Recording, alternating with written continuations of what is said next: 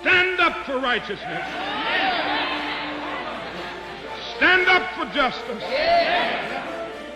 Stand up for truth. I truly believe that thoughts are the greatest vehicle to change. We do not care whether the cat is black or white, as long as it can catch mice. We choose to go to the moon in this decade and do the other things, not because they are easy, but because they are hard. Victory in spite of all terror. Victory however long and hard the road may be. To those waiting with bated breath for that favorite media catchphrase, the U-turn, I have only one thing to say. U-turn if you want to. The ladies not for turning. Restlessness is discontent, and discontent is the first necessity of progress. Show me a thoroughly satisfied man, and I'll show you a failure, is a quote by the American inventor and businessman Thomas Edison. I thought this was an apt quote for our guest today, someone whose quest for perfection on and off the field has led him to remarkable achievements. Our guest today is David Kirk MBE, co-founder and chairman of ASX-listed investment fund Bailador Technology Investments. David also serves as chairman of KMD Brands, Forsyth Bar, Kiwi Harvest, the New Zealand Food Network, and Sydney Festival. He was previously CEO of Fairfax Media and PMP Limited. David also enjoyed a successful rugby career. As captain of the New Zealand All Blacks, he led the team to victory in the inaugural Rugby World Cup in 1987. He continues to be involved with the game as the president of the New Zealand Rugby Players Association. Hello and welcome to another episode of No Limitations, a show where we speak to elite, world-class performing men and women and unlock the secrets and influences that have shaped their destinies and that you can apply to your own life. For our first-time listeners from all over the world, please don't forget to follow on your preferred podcast platform and share with your friends and colleagues. And for our listeners in New Zealand, France, and England, a big hello. I am your host, Greg Robinson, managing partner of Blenheim Partners, board and executive search firm. In an erudite discussion, David shares his journey. The doctor who led the All Blacks to victory in the first ever Rugby World Cup before abruptly retiring to pursue a Rhodes Scholarship at Oxford, then to working closely with the New Zealand Prime Minister and to later leading high-profile public companies. We cover the turning points in a storied career, gain glimpses into the world of high performance and tackle the nuances of leadership as well as the important issues facing society today. So sit back and enjoy the Divine Discontent. David, welcome to the show. I'm pleased to be here. Easy question to start with. What is leadership? What is leadership? Well, easy question to start with. Well, leadership is the capacity to engage a group of people on a common venture, to want to do something together, to achieve something, and to stick with it and to deliver. Do you really see a lot of it? I think there's a lot of leadership. Yeah, I think it's done. There are better and worse leaders. It's done.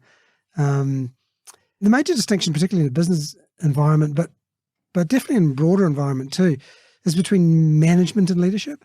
Management is the organisation of people in the right way and the setting of goals and the monitoring of performance against those goals and so on. So a process in that sense. Yeah, that's a process. But add to that leadership. If you want to be a leader, you've got to do more than that. You've got to do that. You've got to do all of that. You need to run an efficient ship as a leader, but you've also got to inspire people to achieve. They've got to want to be part of the venture, part of something exciting and something they can actually sign up to, mind and body, heart and body as well. Leadership is about engaging people's hearts and desires as well as their understanding that this is something that they need to do to achieve success. So why do I see in some commentary from yourself maybe a number of years back that world-class leadership or world-class high performance maybe is exceptionally rare, and you've been a part of world-class efforts? Yes. Well, I think in that you're probably referring to the article I wrote from the McKinsey Quarterly years ago now on world-class teams. Really, that world-class teams was really referring to the best in the world, the best there's ever been. in a way. And that, so there is by definition at that very peak, there are only few teams and therefore players in those teams who can be considered the best they've ever been. And obviously as time goes on, that there are other teams that challenge that, the thought that might have been the best team that's ever been. But so I was really referring to, the real pinnacle teams in that. Okay, so then for corporate Australia or those setting up their business or those going for an IPO or coming out of COVID the last period of time, how do you build a world-class team in business then and use that, as you say, heart, mind, soul to get the best? Not much has changed in my thinking since on this for a long time, and I've had a lot of experience and seen a lot of things. But my experience with rugby and with the All Blacks and winning the Rugby World Cup is just sort of still the baseline, best experience I've had of a world-class team and being able to use the principles that I understood then and apply them in other places. So the sorts of things that are fundamentally important in building world-class teams are having a shared vision, a belief about what you're there to achieve together. And that can be quite complex. We can go into more detail on that if you like, but sometimes it's more of a comprehensive vision combines sort of short-term missions, like we're going to win the World Cup, we're going to win the pennant, we're going to win the grand final, whatever it might be, in one season. That's a short-term approach, with a bigger vision about what you're trying to achieve in your short period as a sports person. A vision about how well a game can be played and how you can play. Yep. It's about your own personal the beautiful potential. Game type thing. Yeah. So exactly. So there's that.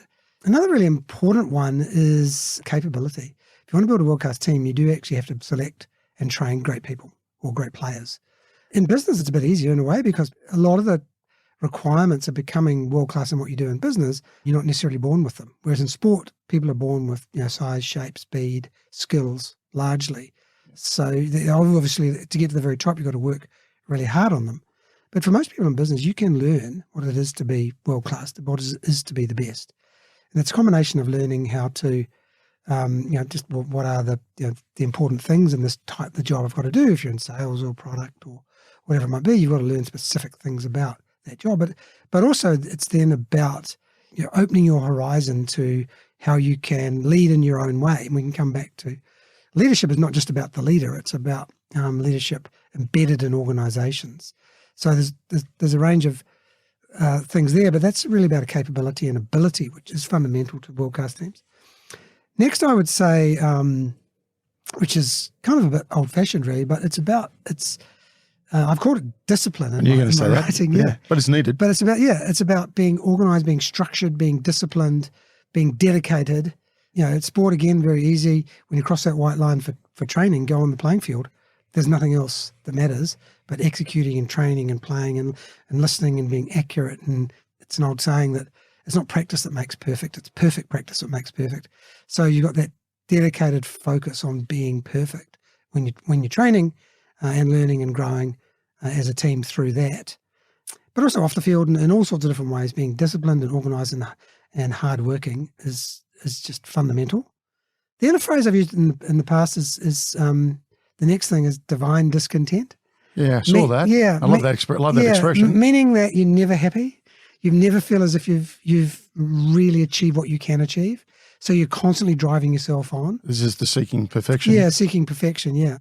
All the best teams I played for in rugby, and I'm thinking here about the Auckland provincial team during that period, the All Blacks, clearly, and other teams too, New Zealand Sevens and a range of other teams I played for. Invariably, I and most of the other top players, when we finished a game, and it was a very strong team, we usually won, almost invariably won.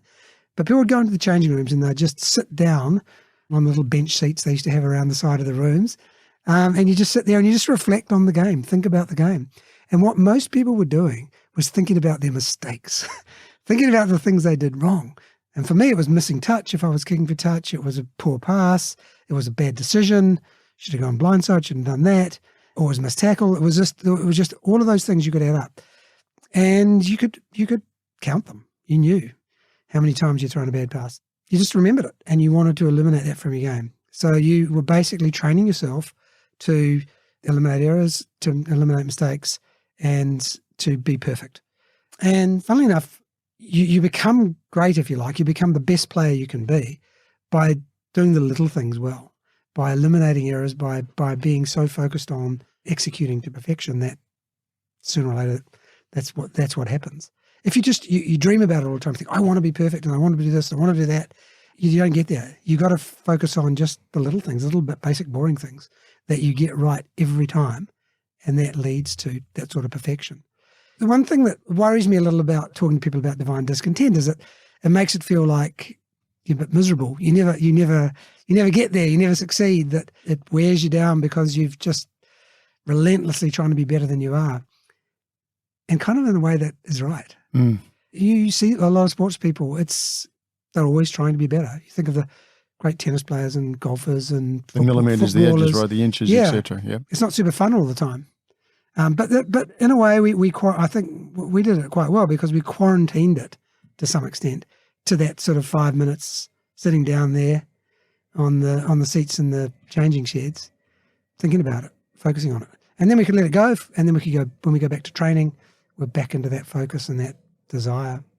Okay, but you're out there at that time to win a World Cup, right, or beat the Australians in a local trophy. Yep, Leaders World Cup, that one's called. I know what it's called. Yeah, but you're a CEO motivating a business to get the P&L numbers looking excessively well. Yeah.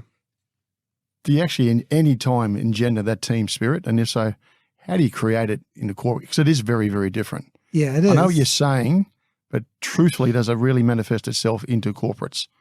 Yeah, and it does in a way, but not in the same way, not in the pure way of sport. One of the great things about sport is you get so much feedback, so much performance review by the newspapers, by coaches, by your teammates all the time. And that's an interesting thing, an important thing for organizations to think about, because for business organizations to think about, because that feedback really does feed a positive loop. Obviously, it needs to be done positively, and often the media doesn't do it positively, but you have to just learn to deal with that. So that's slightly by the by. Back to the application of these principles in business, and is it really the same? It's not, and motivating people to achieve numbers. In a way, that is the outcome. That is what you're trying to achieve. Getting measured by sometimes. Yeah, that's what you're getting measured on. But everyone knows in business, and good leaders inculcate this in people, is the numbers are achieved through a whole bunch of actions which involve people and which involve decisions, and all sorts of decisions. They can be creative decisions. If you're in I'm the chairman of KMD Brands, which is the holding company for Kathmandu, Rip Curl, and Oboz, an American footwear brand. And so much of what the company does is about the brand, about developing the brand, which is inherently a marketing and not a numbers-based thing in the first place, but also about developing product, about being creative and product and living and loving the product. So you have to go the layer below the numbers to inspire people, to have people want to get up in the morning and come to work and do the very best they can.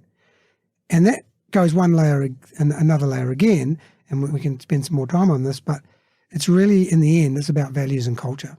People work in an organization because they share the values of that culture. They want to add to the values. They want to be someone who's seen to exemplify the values, and all of that put together leads to a culture, which is, and for culture... Who sets that? Well, obviously, the organization emanates the culture. So the jersey gets passed down? Yeah, well, the jersey or we can come back to sport, but I'm thinking in a business context, clearly leaders need to be able No, I'm thinking about the CEO similar to sport. You're passing, one CEO comes in 3 to 5 years, it's almost passing the jersey over in many ways, but having their imprint, right? Yeah, and organizations, good organizations, lasting organizations, have cultures that definitely transcend individual leaders over individual points of time. Because, the culture is based on what the whole organization does. Leaders leaders can wreck the culture, and leaders cannot exemplify values, but the whole organization has to live the values and be the sort of organization they want to be, or be the sort of organization they tell themselves they are, if culture is going to be a really powerful influence in the organization and last over time. Did you expect to win the Webb Ellis Trophy on Heart of Hearts in 87? It depends when. When you would have asked me. Because it was pretty tumultuous times up to that point, wasn't it? Before we started, when we final game before we played the first game of the World Cup in 1987 was against France, and Nantes and we lost. And that's the battle. Yeah, the battle. And we were bashed up. And they just physically completely outplayed us. We'd done well and won in Toulouse the week before, but they physically ran over the top of us. And there were a lot of injuries. It was brutal, that game. It was brutal, absolutely brutal. And, we didn't deserve to win, and they did deserve to win. They played well. So, we were pretty much down, and it had been a difficult year, 1986, with the Cavaliers to South Africa, and then a lost home series to Australia. Yep. So, we were coming off a bit of a dip. Yep. So, and the nation where was the nation at the time? Oh, the nation was very split, actually. Pretty negative. I would say more negative than positive. I saw stats that 70% of New Zealanders had turned off, which you can't fathom in today's culture. Yeah. Well, they sort of hadn't turned off for good, but they turned off for now because the circumstances that had happened in 1986 in particular. Was only two of you. Yeah, there was just really angered and annoyed a lot of people because it wasn't consistent with what they thought the All Blacks stood for. And the values of that, right? Yeah, and the honesty, and they went off to South Africa. People didn't particularly. I don't think people particularly begrudged the fact that the players went to South Africa to play rugby. Their choice, they can go. Yeah. But the whole thing about money and were they getting paid and all of that, and the denials and the New Zealand Rugby Union seeming to just sweep it under the carpet quickly and want to move on and so on. That none of that was consistent with what New Zealanders considered to be the values that the All Blacks should be. So why didn't you go? Well, I didn't go because I didn't think it was the right thing to do. Simple moral thing? Yeah, it's moral, but also the money thing. Yep, they were offering money. Yeah. And I didn't want to, because you couldn't have played any rugby afterwards if you had admitted that you'd taken money. Yep. So I didn't want to come back to New Zealand having taken money and then come and say, oh no, and have to lie to people. So, but both moral components. That obviously at that stage it was becoming very clear that boycott was hurting South Africa. Yeah. Sports boycotts were hurting South Africa, and it was helping to drive change in South Africa and would continue to do so. So I wanted to support that. But at the same time, I didn't want to be in a position where I had to, not tell the truth about having taken money. When those guys came back, they did get reselected over time. They did come back to the team. They did, And you're the guy who didn't go, and you're the skipper. Wouldn't have been easy. That's the hardest period of my leadership. Yeah. So how tough was anything? I've had some fairly tough times in leadership in business, actually, because being in businesses that have had challenging circumstances and it's hard to, you're trying to lead as well as you can, but the business is not doing as well as you want it to do. So we can come back to that if you like. But the hardest thing for me, particularly because I was also pretty young, I was 25, and pretty inexperienced, and a little bit different. Yeah, well, I hadn't gone to South Africa. That was one difference. But also I was a university student and had gone through, was a medical doctor, was practicing at that time in a hospital, just doing my last years of my training. So, yeah, you're right. In New Zealand, the culture of New Zealand, if you like, which it's probably changed a bit now. It wasn't particularly accepting of. That's right. I don't know, academics, intellectuals, people who had other kind of interests outside. So old school comes back into town, and I've got this young bloke, a smart guy who's. I'm not sure it was particularly to do with attributes of me, except for, which is actually quite understandable in a culture like that, where you've got to really earn, and particularly even more than today, you really had to earn your spurs. You had to earn respect, which means you had to play regularly and you had to play well. Yep. And people had to see, wow, this guy's really up to it. He's a good All Black. He's a top All Black.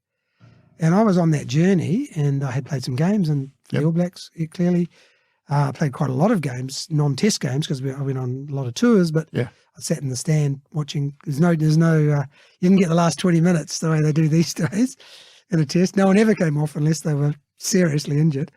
So for 2.5 years, I never got on in a test match. But then I did, and I'd started to play test matches before they went to South Africa. So I was certainly playing well, and I was playing well in domestic rugby. So there was no question, I don't think, that I was up to it. But nevertheless, I was young. I wasn't quite, right in the middle of the fairway when it came to the type of person that was typically All Black captain. Okay. And because I hadn't gone and then to South Africa, and the guys came back, and they felt a little bit kind of that I'd let them down by not going, by keeping the whole team together, because only two didn't go. And then I'd gained this benefit of it by being the captain. Now it was all, you can see the sort of the Absolutely. fraught emotional space that we're moving into. Yeah. So I think, it was just, people were very emotional because New Zealanders had really rejected that team that went to South Africa. It was split, wasn't it? And they didn't expect that at all. They expected to have a lot of support. So that was emotionally pretty challenging for those players. And the way in which I think they responded to it was just to go in, to stick together as the players that had gone away. And because they were most of the team after the test against France in '86 and then the first test against Australia in that 3-test series, they came back. They all came back into the team, but they left me as a captain. You've done a pretty good job on the baby bit. The very first match, that Baby Blacks, they call them after a while, where we played the French team, which was the Grand Slam winning team in Europe. Against all odds, right? Yeah. And then we played all these young players, sort of the third team, if you like, given the top two teams were in terms of 15 or 30 players went to South Africa. But a lot of young players, and we won. Yeah, which was pretty amazing actually. But and it was a great game and very sort of joyous afterwards. But I think what they did also later on, that had a later impact because it started to open the eyes of New Zealand rugby selectors to, hey, there's a whole new young generation of players here that are actually really good. And so we've held on to an older generation of players for too long. And I think that was another challenge for the players that had gone to South Africa. Even though they came back into the team, You're right. They realised, wow, my time is ticking. You're right. On my time as an All Black, not only because I went to South Africa, but because, I can see all these young players coming through and I might not get the chance again. So you've got to galvanise, bring those guys on board. You've got to work with your coach, and you've got a country which is still going through a fair bit of thinking about supporting or not. Obviously going to come on. What's the narrative? How do you galvanise not just the team, but the country? Well, I didn't think about galvanising the country. But it did. Yeah, I did. Yeah, or we did. The team did the next year. I did think about galvanising the team and don't think I was successful in those last two tests against Australia. We won the first one, lost the second one. So where was your head at then when you lost that? I wasn't blaming anyone. I was very disappointed, pretty sad and down about the fact that we'd lost the series in New Zealand. We were just outplayed, so there's no excuses. The Wallabies played really well. So, so you're naturally down, but, life goes on. You have to get up. And I suppose that I would have been I would have come back to focusing on what was the next steps for me, which were, they've always been pretty good at, when things go wrong, you've got to come back and focus on what's next. And don't try and focus on some big thing out in the future. Focus on the next step. So that would be getting back to Auckland, because we would have moved in after the Test series, moved into the National Provincial Championship period, and we had the Ranfurly Shield. So there was a lot of big games to play. And that was the only way I was going to demonstrate that I still should be in the All Blacks and potentially captain, by playing well myself. I was captaining Auckland, so there was plenty of opportunity to demonstrate that. So that was the next key for me. Just play well, be good. Don't let the noise get in the way. Lead well and play well and demonstrate that, okay, we've had a hiccup, we've been beaten, we deserve to be beaten, we're now going to start to rebuild. All right. So how do you bring people on board then? Like you said, there's a bit of discontent there earlier. Yeah. I guess the real... I was dropped as captain for the end of the end. I've been really polite. Yeah, you've been working up to it, I'm sure. I was dropped as captain for the tour at the end of the year, which was back to France. How'd you take that? Well, funnily enough, was it a relief in some case, not relief, or what is it? No one wants to be dropped as captain of the All Blacks. The funny thing about it was I can still remember exactly where I was and what I was doing when I found out, because I found out listening to the radio. Terrible. Is that right? That's true, yeah. And weirdly enough, and this is a very weird thing to remember, but I was vacuuming in my flat. And I never vacuumed in my flat or anything. But I don't know, I must have, for some reason, some Saturday afternoon or something, whatever time it was, they announced it. That's gut-wrenching, isn't it? Pushing a vacuum around, yeah. And I just heard it on the radio, and the radio just happened to be on in the background. And they went through all the news, and they said, sports news at the end of the news on the hour. And it was, the big news is that David Kirk has been replaced as captain of the All Blacks for the team to tour France. And then they sort of read out the team. So, yeah, there were apologies and, we tried to get hold of you, you didn't have a number and all that sort of stuff. And to be fair, it was before the days of mobile phones and easy to track people down. But there we are. Okay, so not only got to build yourself up. Where does your confidence go, David? Yeah, my confidence was knocked during that period. There's no doubt about it. And it did affect my play. You did it? I think, yeah. And the confidence wasn't so much, I didn't lose confidence in my ability to play. Yep. But because I didn't feel like I was able to lead the team well in the last 2 tests against the Wallabies in that series, and didn't have the support of my teammates, just didn't feel as if they supported me as captain. Right. Which is a pretty hard place to be. I just lost confidence. And when you lose confidence, when you don't just intuitively execute in sport at the highest level, you make mistakes. You fumble, you second guess yourself, you just don't execute on the edge all the time, which is what you've got to do. Yep. And you've got to be not thinking about it, it just happens. But when there's stuff running around in your head, it's hard to clear it away. So I didn't play as well as I would otherwise have played. I had a bit of an injury as well. I mean, that came right by the end of the year, but that was a frustration as well. So do you go and have a chat to the old man? Like, what do you do? Like, it's pretty lonely when this is starting to happen. Yeah, no, I didn't talk to anyone. You don't? No, I didn't talk to anyone. And it lasted actually. I can remember when it lifted, if you like, because it lasted right through until the Christmas holidays. Finally got clear air because, there's all the rugby. We've played the tests in the middle of the year, the June, July type of things, lost a series to Australia, played all the provincial, kept the Ranfurly Shield, and then got on the Tour de France at the end of the year, played the 2 tests there and the other games. Finally, about November, you start to get clear air, and then you're working there. And then it was Christmas, and I had 2 or 3 weeks off over Christmas, and I was just like at the beach and everything. Yep. And I remember sort of challenging myself and walking along. Families all around, and everyone's very supportive, and it's good, you're in a good place.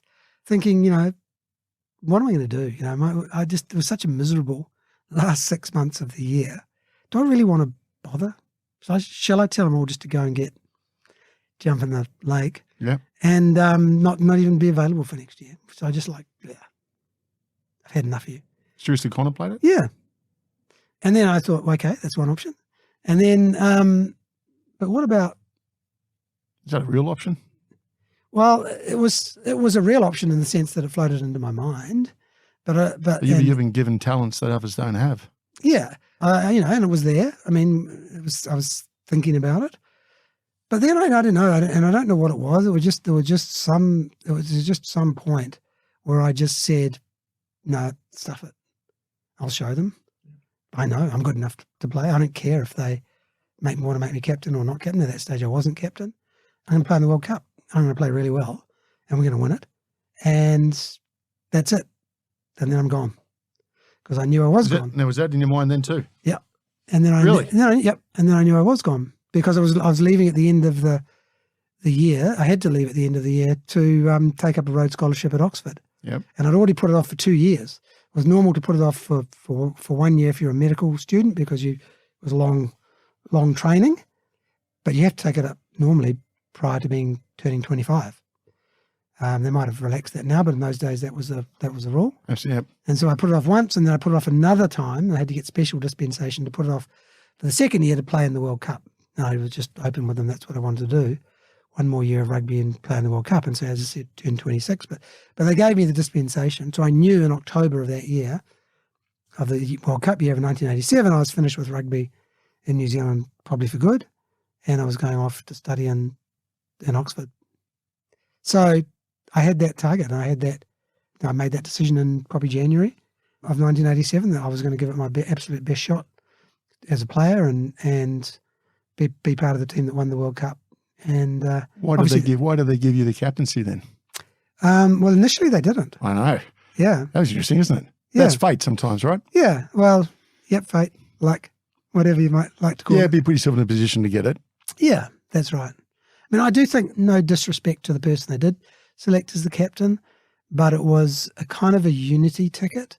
They felt somehow everything had been so disrupted in the previous year, yep. And there were still quite a lot of players who had gone to South Africa and who were in the team for the last 2 tests against France and in the team that went to France that year, although actually there was a pretty big clean out. But there's still a number of those players, and they just felt like having the captain of the team that had taken them to South Africa somehow would be more unifying, which I think personally think was the wrong decision. Obviously, I've got interest. I've got an interest in saying that, but I think it was the wrong decision for a few reasons. One is that, again, with no disrespect to the player, Andy Dalton, he was really at the very end of his career. Yeah. And the person who was nipping he on got replaced. Yeah, the person who was nipping on his heels was Sean Fitzpatrick. Yeah, exactly. And he was playing extremely well, and he played extremely well the previous year. And he was a great captain and one of the greatest hookers rugby's ever seen. So, really the time for transition had passed. So that was the first thing. And secondly, the team that was selected to play, there was 26 in the squad, and there were 13 that came from Auckland. And 10 Aucklanders played in the World Cup final.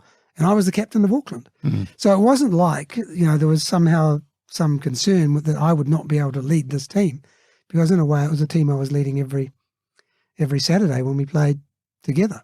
So I just think that there was some just misaligned thinking there. But unfortunately for Andy, but fortunately I guess in a way for the team, because Sean came in and Sean played extremely well during the World Cup. Yep. Andy was injured at the first training session and he didn't get to play a game.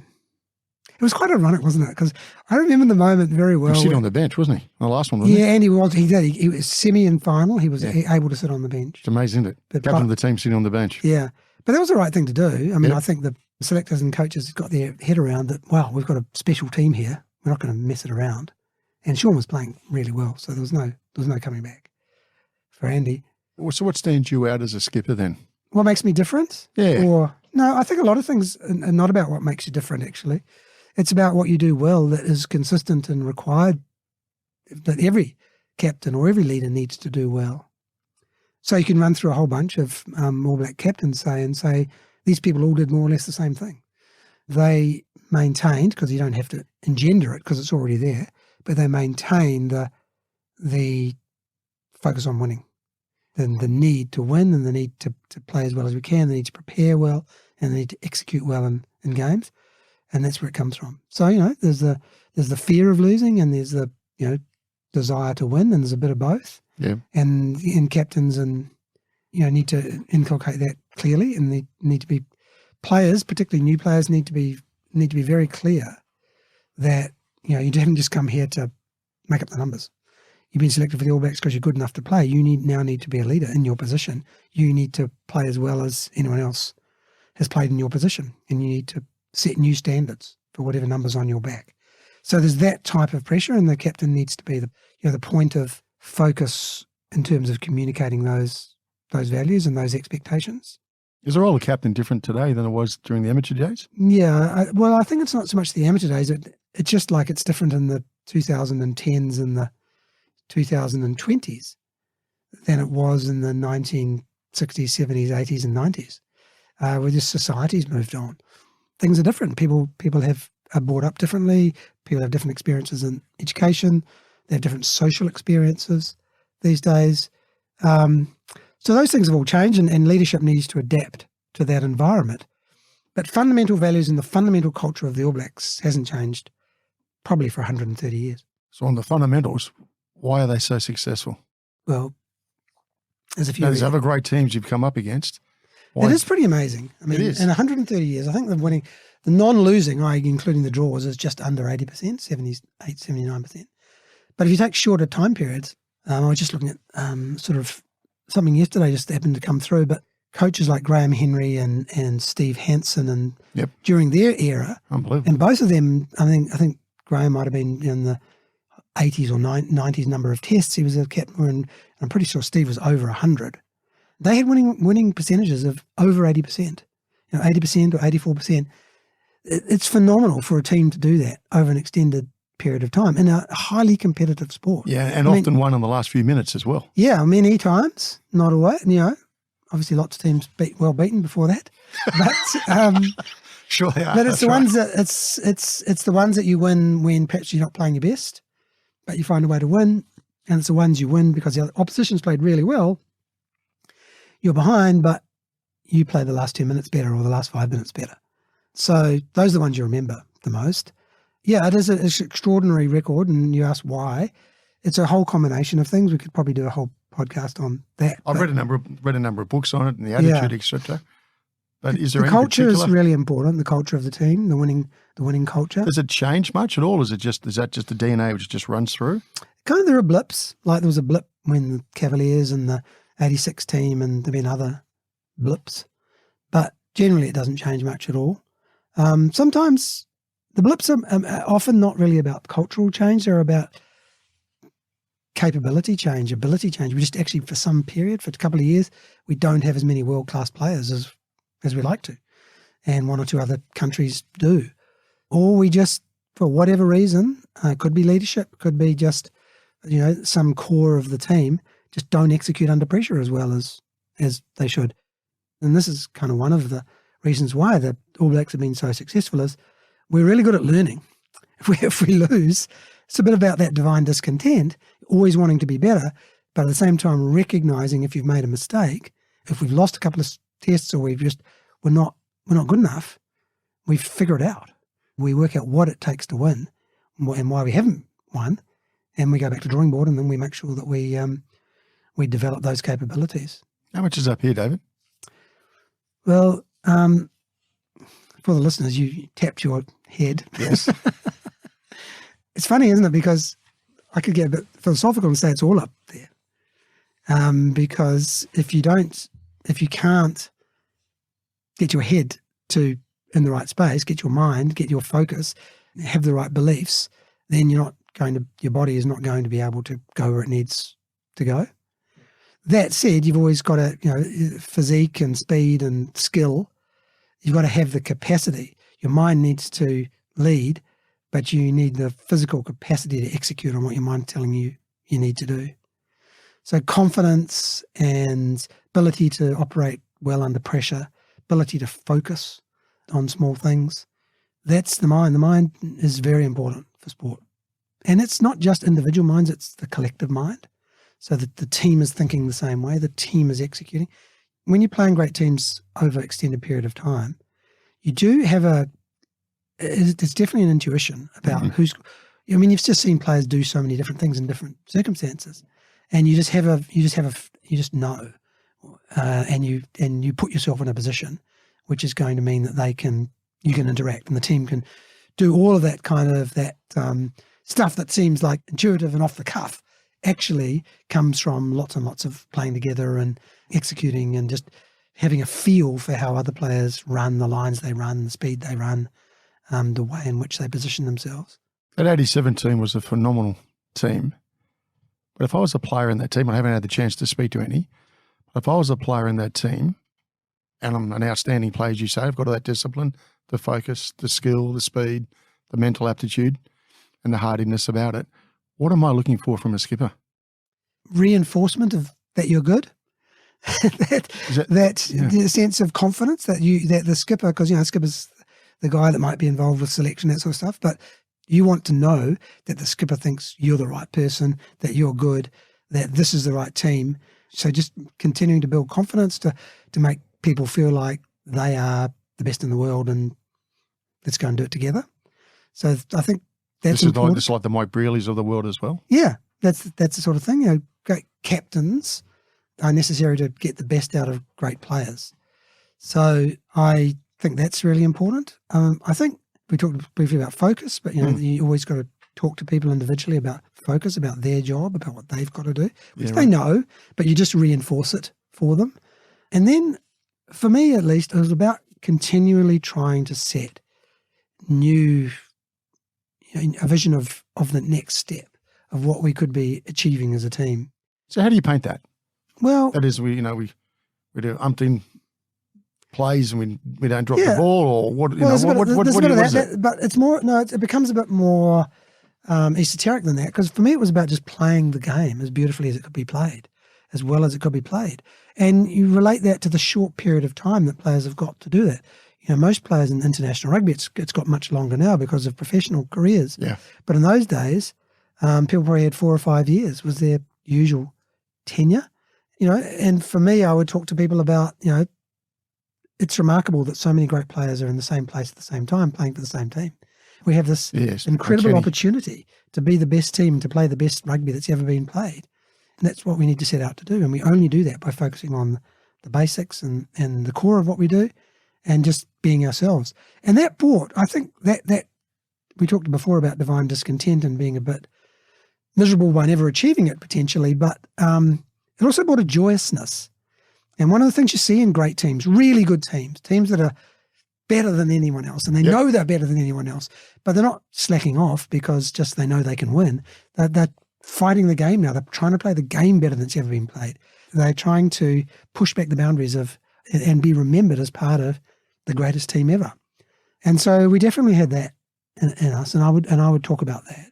About you guys who look around you, look at the people here, look at the talent. Do you ever think you're going to be in a room with these people again? Yeah. And us on the same journey with the same goals to play together, to play the game of rugby as well as can ever be played. This is our opportunity. We can't let it go. And so that was very inspiring for people, I think. And you can only do that when you've genuinely got some of the best players in the world, most of the best players in the world. Yeah. And you've got the canvas, you've got the opportunity, you've got a World Cup or you've got a period of playing together. So I think people enjoyed that. There was another part, which was building the nation or bringing the nation. Yeah. Okay. You said you didn't necessarily see it early on, but you must have starting to see it. People coming back to follow the All Blacks. I didn't think the about press that. coverage, but I didn't think about that, and the team didn't. It didn't. I didn't. There was some PR marketing type of stuff done. I remember we did some ads on Stand By Me and that sort of stuff. So that was designed using that song and great song. Yeah, that was the early days of marketing sports teams. But that was about it, really. But so I wasn't thinking about that. I was thinking about just playing well. If the team played well and we won, I knew New Zealanders would respond to that. What was unexpected was more of there was a natural joyousness in the way we played, but also there was a natural openness and easygoing young boyishness about me, about the way I spoke and the way I involved. A young face as well as the skipper. And I didn't really, and I was relatively young, but I didn't, and I spoke, well, fluently. Yep. And actually gave your opinion too. Yeah. Clear. I answered very honestly. Yeah.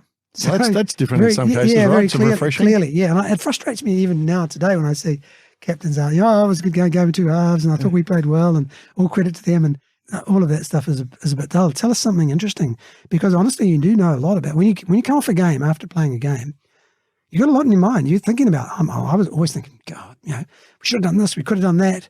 There was a lot of stuff. I was already before I got off the field thinking about, well, what do we need to improve? What do we need to do better with here? So when the guy put a microphone in front of me and said, what do you think of the game today? You won well. Yeah, we won well, but I wasn't very happy. Well, I don't think we should be happy with this. I think we've got more work to do there. I think they actually were better with us. There was all of that sort of analytical kind of stuff that came out, which people thought, that's interesting. They're actually telling us what players are thinking and how they go about preparing for the next match after this one. Did well in the World Cup. Great team. Were you surprised by the difference in the scorelines between you're playing the best countries obviously in the world, but you were winning by a mile. I was actually, yeah. I mean, that's bearing in mind with the Upton, as you say, 12 months earlier, 18 months earlier. Yeah, they've been beaten. Countries coming back together. Teams coming back together. Yeah, new skipper. Yeah, in the sense being reinstalled. Yeah. And then the results were just quite did anybody predict that? A lot of Aucklanders, no one predicted it. A lot of Aucklanders, so there was a lot of coherence in the team from that, 4 for 10 in the World Cup winning team, the final playing team. Quite a few from Canterbury as well, and 2 or 3 from Wellington. So it was actually quite concentrated on a few provinces, the leading provinces in New Zealand. So that helped, but that was a bit of an after the fact observation. I think, you're right. I mean, it's 4-point tries in those days. And, Italy, who was still emerging to be fair, but we scored over 70 points against them. We scored over more than that against Fiji in the next game. And Fiji were quite good. They played a really good quarterfinal. Yeah. They were no mugs. And then was Argentina by over mid-40s. Yeah. We scored. And then the quarterfinal, it was 30-3, and the semi-final, it was 49-9 or something. And then the final, it was 29-9. Yeah, we just ran over everyone, basically. But it was just a great team. It was just one of those freak teams. Did you reach it? Did you get to your beautiful game? No, you never quite get there. We played some beautiful moments. Which was the best one you reckon you played? Some beautiful moments. Oh, the World Cup final was by far the hardest game. France was good. That was a grind. That was a battle. I remember the thing I had to say mostly to the team at halftime. In those days, coaches, no one was allowed on at halftime. You stayed on the field, whatever the weather, 5 minutes, gathered around in a little huddle. A guy came on with water and a bit of sticky tape or something like that if someone needed it. But he didn't even bring on instructions from the coach. Oh, really? None of that. No. It was all with the team. The team led itself. So what did you say? Well, my comments mainly at halftime, because I knew everyone knew what was expected of us. It would just work. We just got to work. We got to focus on the details, focus on our execution, focus on set pieces and the breakdown, and just work, hard.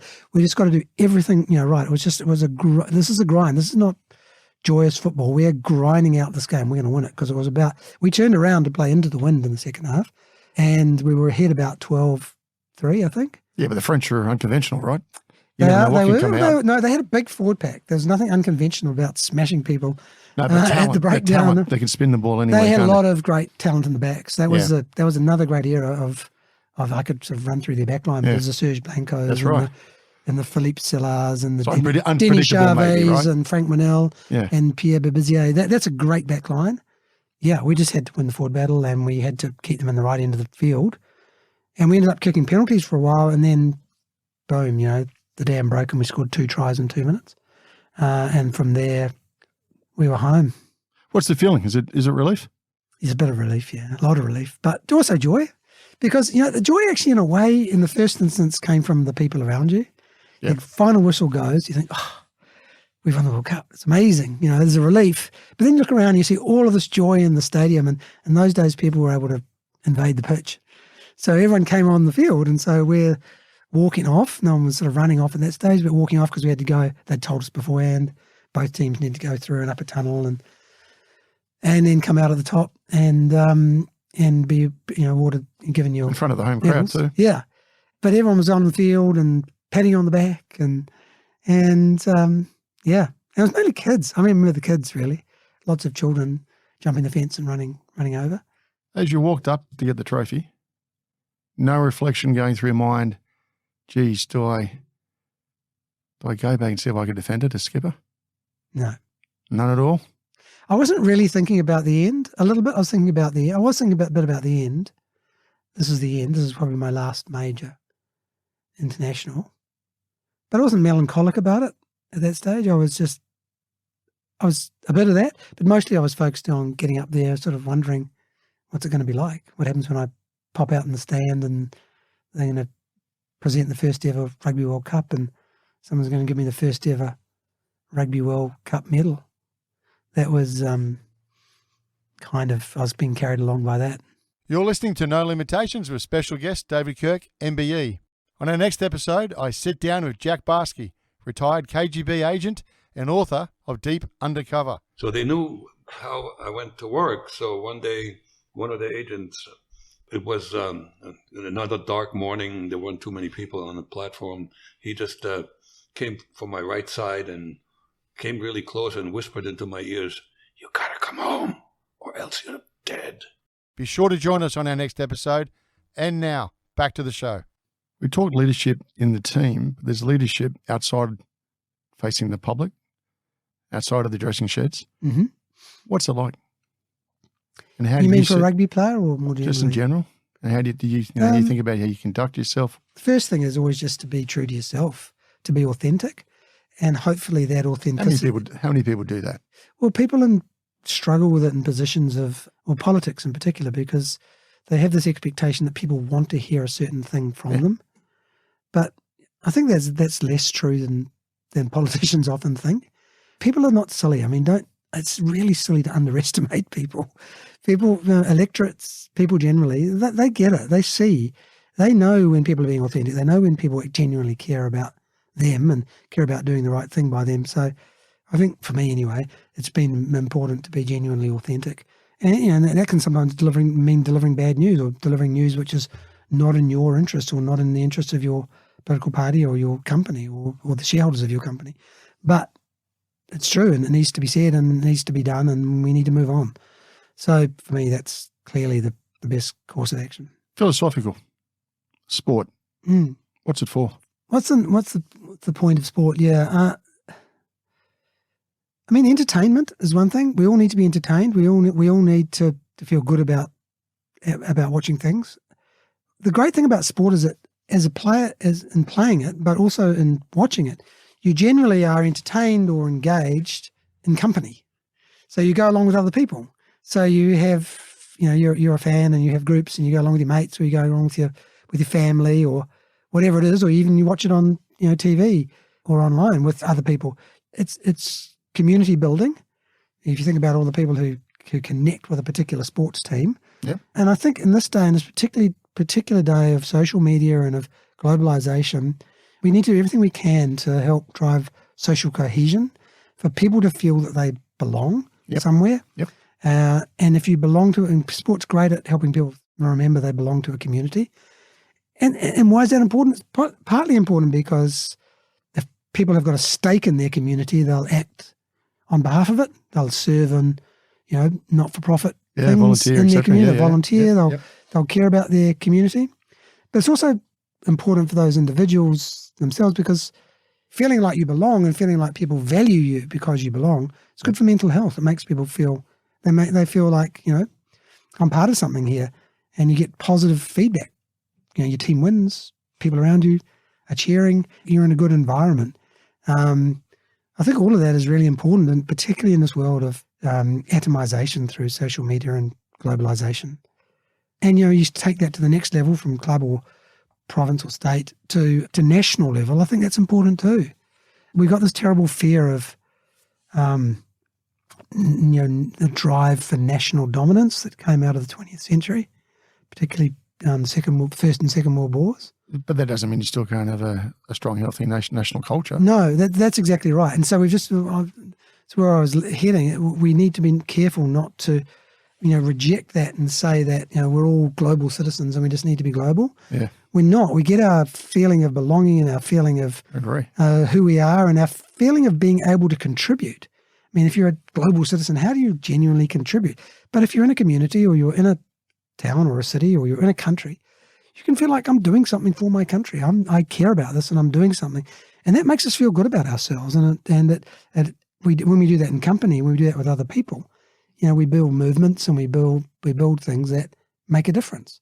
For a lot of us, that's what we're here for, to live a good life, but to make a difference, to have an impact. And it doesn't have to be some impact that's remembered for hundreds of years, but it's made a difference in other people's lives while we're alive. And hopefully some of that will continue. And you think about that as a father as well, as a parent, and with your own children, the way you make a difference is to pass on values and to be supportive and helpful of your own children. Yeah, the reason I was asking is, do you think we put too much emphasis on the word entertainment as opposed to sportsmanship, taking the bad decision, accepting the bad and having the character to overcome it, et I don't cetera? think the two are mutually exclusive. I don't think you have to trade them off. Yeah, okay. I think the trade-off, actually, funnily enough, is often between the game as a challenge to the players, as a difficult thing to master, and entertainment. Because sometimes they try to make the game simpler, and sometimes they try to get the game more open and running and so on. To make it. So I think that's a bit of a challenge we have to wrestle with. We have to clearly make it attractive to a broad range of people, the rusted on, but also the people that will watch the game if it's entertaining and enjoyable, and they can understand it and see it played. And then even another loop of people who don't know much about it at all, but just think, it's quite cool. I like going along, or it's a good environment, good vibe when I go to a game, or it's good entertainment to watch on TV. So we need to do all of that. But at the same time, games have historical context. The game itself has historical context, and it has meaning for the players in being able to achieve certain skills and capabilities and overcome certain challenges in the game, the way the game is played. And if you lose that, if you make the game sort of easy, simple, and too straightforward, then you lose a lot of historical context, but you also it doesn't become that. We've talked a lot about, people trying to be played the best they can ever be paid, and people trying to be the best player they can ever be by developing their skills, playing against the game, as it were. Yeah, but it's also providing a platform. You can only do that if you're allowing creativity too, aren't you? Yeah. And innovation in that sense, right? Yeah. As opposed to structure. Yep, totally agree with that. I mean, the structure and everything needs structure. That's where the sort of discipline that's we your talked about fundamentals. before talked about.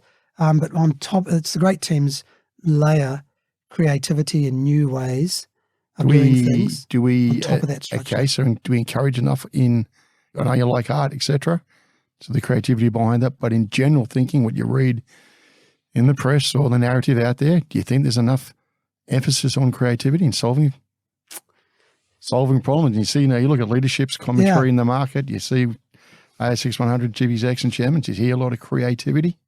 The reality is, unless you've got some huge market position advantage or something else, like a monopoly, you're not going to be a long-term successful business unless you're creative, unless you innovate, unless you put on offer to your customers, people who are prepared to give you money, something new and different and something excellent, something that they...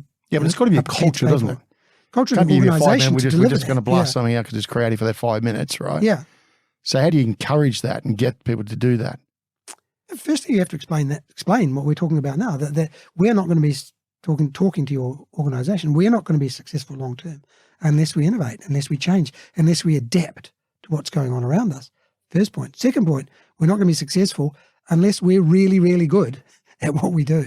That's the basics. Because it's very competitive out there, yeah. Okay. And being really good is also being good at innovation, being good at taking the next step, about doing something different. And that can be in all sorts of contexts. You can lots of innovation, lots of change, different time horizons for in airlines or in heavy manufacturing. There's a whole range of different things that can be done. Those you think, those are businesses where you commit the capital and then you just have to turn the handle for a number of years trying to get good returns on that capital. Not true. There's lots of anything facing the consumer, for instance, is very much got to live in the space of innovation and newness and creativity. You invest and place big bets in organisations, and I assume in their leadership. Yeah. What are you looking for? Well, we are looking for really good founders. I mean, you're talking about the technology fund I started with partner Paul Wilson about nearly 8-9 years ago now, which now listed on the ASX, and we've had some great successes.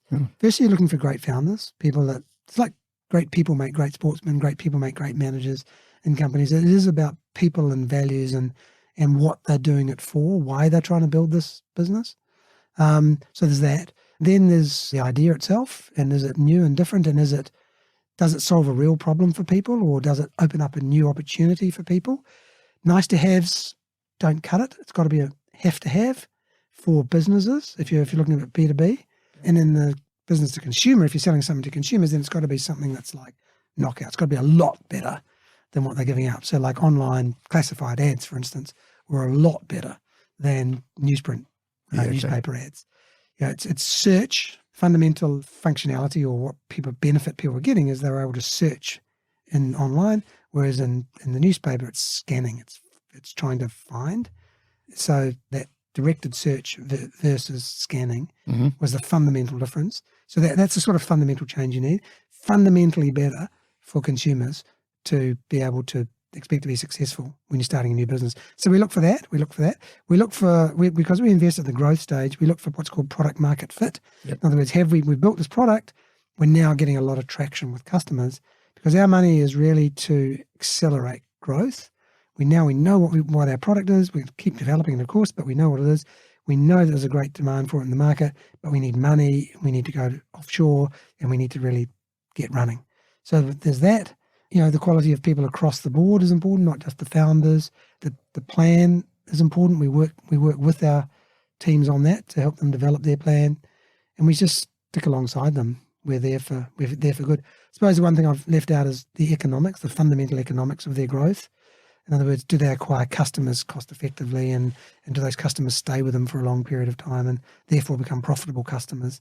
Right. We've always focused on that, but it's become much more fashionable in the last couple of years to make sure your businesses actually can be long-term profitable. Interesting now too, right? Yeah, all of ours are in that position. Because cost of capital is going up. Yeah, exactly. That's what happens. That's when it becomes scarcer. All right, I'll come to that in a second. Right. Last question around the World Cup. If I dropped you back into that team tomorrow, all these years later, would you make any other different decisions? I would have to, definitely, yeah. I would have to behave differently and would you think differently. Well, not fundamentally, not in terms of who I am as a person, my authenticity and my love of the All Blacks and my understanding of its heritage and the desire to maintain that heritage, or the need to maintain. It's not a desire, it's a requirement to maintain that heritage. But I would have to learn about the game and the way the game is played and the way they prepare today. I would have to, I've got reasonable understanding, but I would have to continue my understanding of the culture of the people, where they've come from. A lot more players coming, Pacific Island players and Māori players. Yep. So they come out of different personal environments, where they've come from, their family environment and their cultural and social environment. Yes. I would have to learn more about that, because that definitely influences the way people live their lives, and part of living their life is playing rugby, and I'd have to understand that. So there would be quite a bit of adaptation. The core leadership, setting goals, articulating a vision, requiring discipline and hard work. Still the same? All the same. Yeah. Yeah. Requiring innovation through the divine discontent type route. The one thing we didn't talk about that I've always thought is really important, particularly in sports teams, but in businesses as well, is dealing with politics. Yeah, well, I was going to say, you're going to come to that. And business is full of it, right? Yeah. But then again, so is top sport. Yeah, it is, but we're not talking here. I'm not talking here about, the politics of, getting yourself elected to be the on the board of something or of a sports team, or you're not jockeying around. Or becoming the prime minister or political party. It's not that type of building coalitions and trying to get elected. It's the interpersonal politics which goes with high performing people. If people have seen that documentary on Michael Jordan, good one. Yeah, that was great. It was very honest about, and that happens in all top sports teams. But you almost got the impression that some of them didn't even really know each other. Also, that they didn't really like each other. And I could say the same thing. I don't want to say I didn't like some of my friends, but I didn't have much in common with them. I wasn't ever expecting to spend time with them after I'd finished playing rugby. Our lives were not going to run along. I mean, obviously, if you saw them at a reunion, everything would be great because you'd all be living in the past anyway, talking about what you were doing. But so it was a common purpose at that time. Yeah, common purpose at that time, and I have a great deal of respect for them as players and what they could execute. But respect is different from or genuine long-term friendship. So what's the politics then? Politics is about, you've got a whole lot of highly ego-driven, egotistical people who are on their own mission to be the best rugby player or sports person that they can be. Fragile too. In a team who have setbacks, exactly right, who lose confidence, who feel like other people aren't pulling their weight, or other people aren't doing what they need to do, or they should be playing in a different position, or selections aren't quite right. There's all of these things that can run through and across and around a team. They have to be surfaced. You have to see, you have to find out, see and recognize when players are snapping at each other, not happy, fighting over who's in what seat in the bus. That was in the old days, but that doesn't happen these days. Genuinely fighting. You weren't driving the bus? I was not. I was up the front, just keeping out of it. But that's got to be dealt with. Okay. That's the key. So I'm talking about the small p politics of just interpersonal politics of what goes on when people are in highly stressful circumstances, trying to, in company, together, achieve something. And, stuff happens. And the way to do that is, so it may not be to have an all teams meeting and surface it all and say, don't want to name any names, but I've seen too much of this sort of thing. Maybe that's right in some circumstances. But today in particular, it's more about dealing with people one-on-one, asking them to be open with you, and having them trust you about what's wrong. I can see that this is bugging you, this is a problem, and you can't always solve the problem, but you can just help them live with it or deal with it or manage it. So that's partly the captain, but it's partly also other members of the travelling squad, the non-peak members often. It might be the physio, it might be someone else, it might be the mental skills person these days. It's not a big deal, it's about giving people the opportunity to talk about what's bothering them and to do what you can to deal with the problem. If it's just someone it pisses me off when someone says this, and they seem to say it all the time, and I just think it's repetitive and it's sort of slightly demeaning me or whatever, then that person can go away and say to them, there are members of the team who are not happy with when you come out and say that. Yeah. So, you can deal with those things. So it's all just, but that again is about openness and honesty and trying to, everyone being on the same page of what we're here to achieve. And it's not a personal thing in the last analysis. It's about the team. And if you have to make sacrifices, you have to make them. Anyone teach you to be a leader? Like, how do you learn? I think your parents teach you definitely teach you the fundamental values, expectations. So parents are really important. I would say that's the first step. It's how your parents react to setbacks and things like that. They support you, but they don't bullshit for you. They don't like say, oh no, if only this, you would have done better. They leave you to get your own head around the reality of the situation. Well, certainly that's what my parents were. They were never very pushy. They loved the fact that I was successful in sport, but they never, were really, they didn't make it the big deal for them that I was successful. They weren't the parents. It was like they were gaining their own kind of personal kudos out of me being successful. It wasn't it. The only thing I really remember about my parents has been influential to me was when I was about like 10 years old playing rugby, Palmerston North, regional New Zealand city, just playing on a Saturday morning, probably had, bare feet, was muddy and wet and everything. I'd stayed at a friend's place overnight and we'd stayed up late and I was like really tired and I was playing badly. I wasn't engaged. And I remember my mother, I was at half time, parents went like loud on, it was just the coach and in Tree My Little Orange. And I saw my mother out of the side corner of my eye. She was right down in one corner, set off running across the field towards us. I thought, oh, what's happening here? And I knew I was playing. I was just like dawdling around the field. And she came on and she sort of took me aside and she said, your team needs you to play well. Get off your backside and give them a decent, 20 minutes or whatever it was in those days of rugby. And then she just wandered off again. So for me, it was about, that was a great lesson, and don't let your team down. I was still, even then I was, one of the faster runners or something, so one of the more influential players, and so and they needed me to be helpful. But so that stuck with me. It's like, you've got an obligation if you've got talent, and obligation to prepare well, and an obligation to do your best you can when you're playing. And of course, that that'll lead on to personal success, but you do it through the enterprise of the team. Right. So why didn't you stick at becoming a doctor? I liked medicine, and my dad was a doctor, my grandfather was a doctor, my uncle was a doctor. Is that why you did it? Probably, yeah. A lot of bright kids did it at the end of school. Lawyer or doctor or something. Yeah, was exactly. Courage, it was right? a natural default type position. Yep. But I didn't just do it because of that. For me, it combined the intellectual challenge of diagnosis and treating people and hopefully succeeding with the people side of it. So I always felt myself as kind of, wanting to combine intellectual challenges with engagement with people, doing it through people and with people in teams and so on. So I thought medicine would give me a good opportunity to do that. And it did. And I really enjoyed my training, and I enjoyed my junior doctor work in the hospitals, rotating around all the different, specialties and working in A&E and working in psychiatry and working in orthopedic surgery and all those sorts of things. I learned a lot from that. And I had intended to go on with medicine, but then when I went to Oxford, I had this sort of 2.5 year. No, you didn't have to accept it. You didn't have to accept it. No. It's certainly an honour, correct? I could, I didn't have to accept it. That's true, but I also didn't have to. I could normally, if you're a doctor and you accept a Rhodes Scholarship, you'll go there and do a research degree. You're on PPE. Yeah, you'll come back and you'll get a doctor or a master's in science, because I've been doing really sciences since I was 15, 14. So, physics, chemistry, maths, biology, English, French, history. That was sort of everything I did all the way through. And when I got to university, it was all sciences from then on, because it was all time for a change. It was all. So I thought, well, this is a great opportunity. I'm going to Oxford, one of the great universities of the world, renowned for its humanities and so on.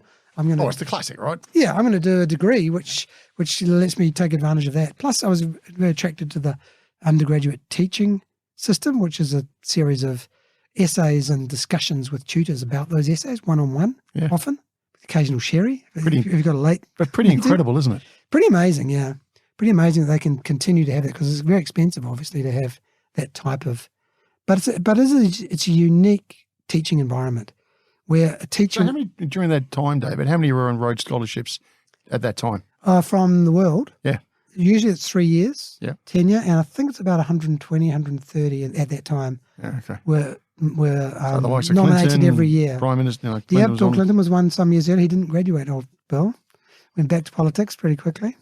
There's been lots of people. Bob Hawke, of course. Yep. Yeah, Tony Abbott. Yep, Tony Abbott. Malcolm Turnbull. Yep. Lots of Australian politicians have been. How many out of New Zealand?